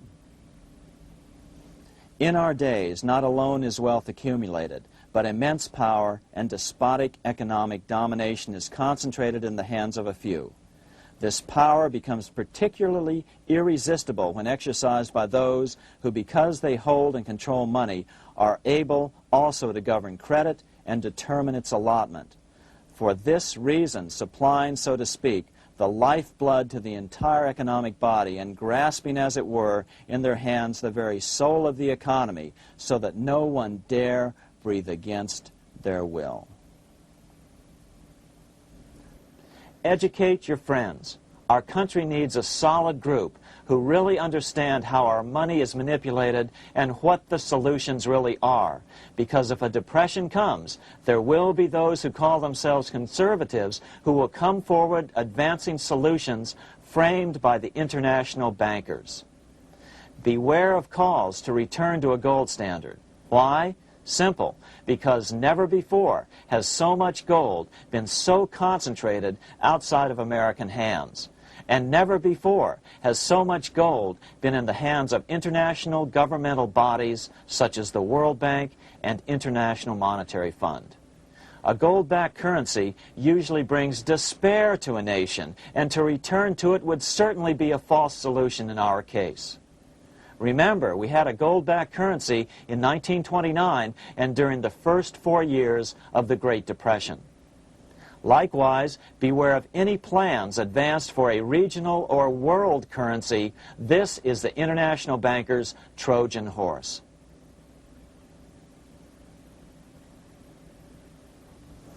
Educate your member of Congress. It only takes a few persuasive members to make the others pay attention. Most congressmen just don't understand the system. Some understand it, but are so influenced by bank PAC contributions that they ignore it, not realizing the gravity of their neglect.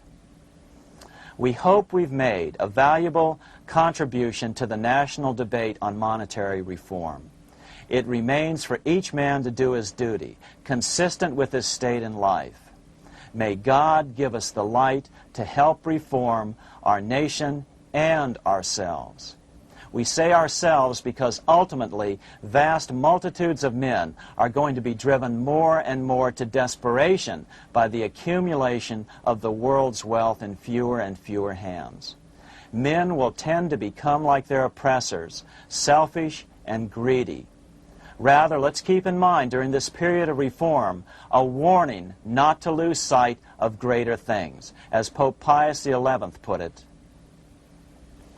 For what will it profit men that a more prudent distribution and use of riches make it possible for them to gain even the whole world, if thereby they suffer the loss of their own souls? What will it profit to teach them sound principles in economics, if they permit themselves to be so swept away by selfishness, by unbridled and sordid greed, that hearing the commandments of the Lord, they do all things contrary?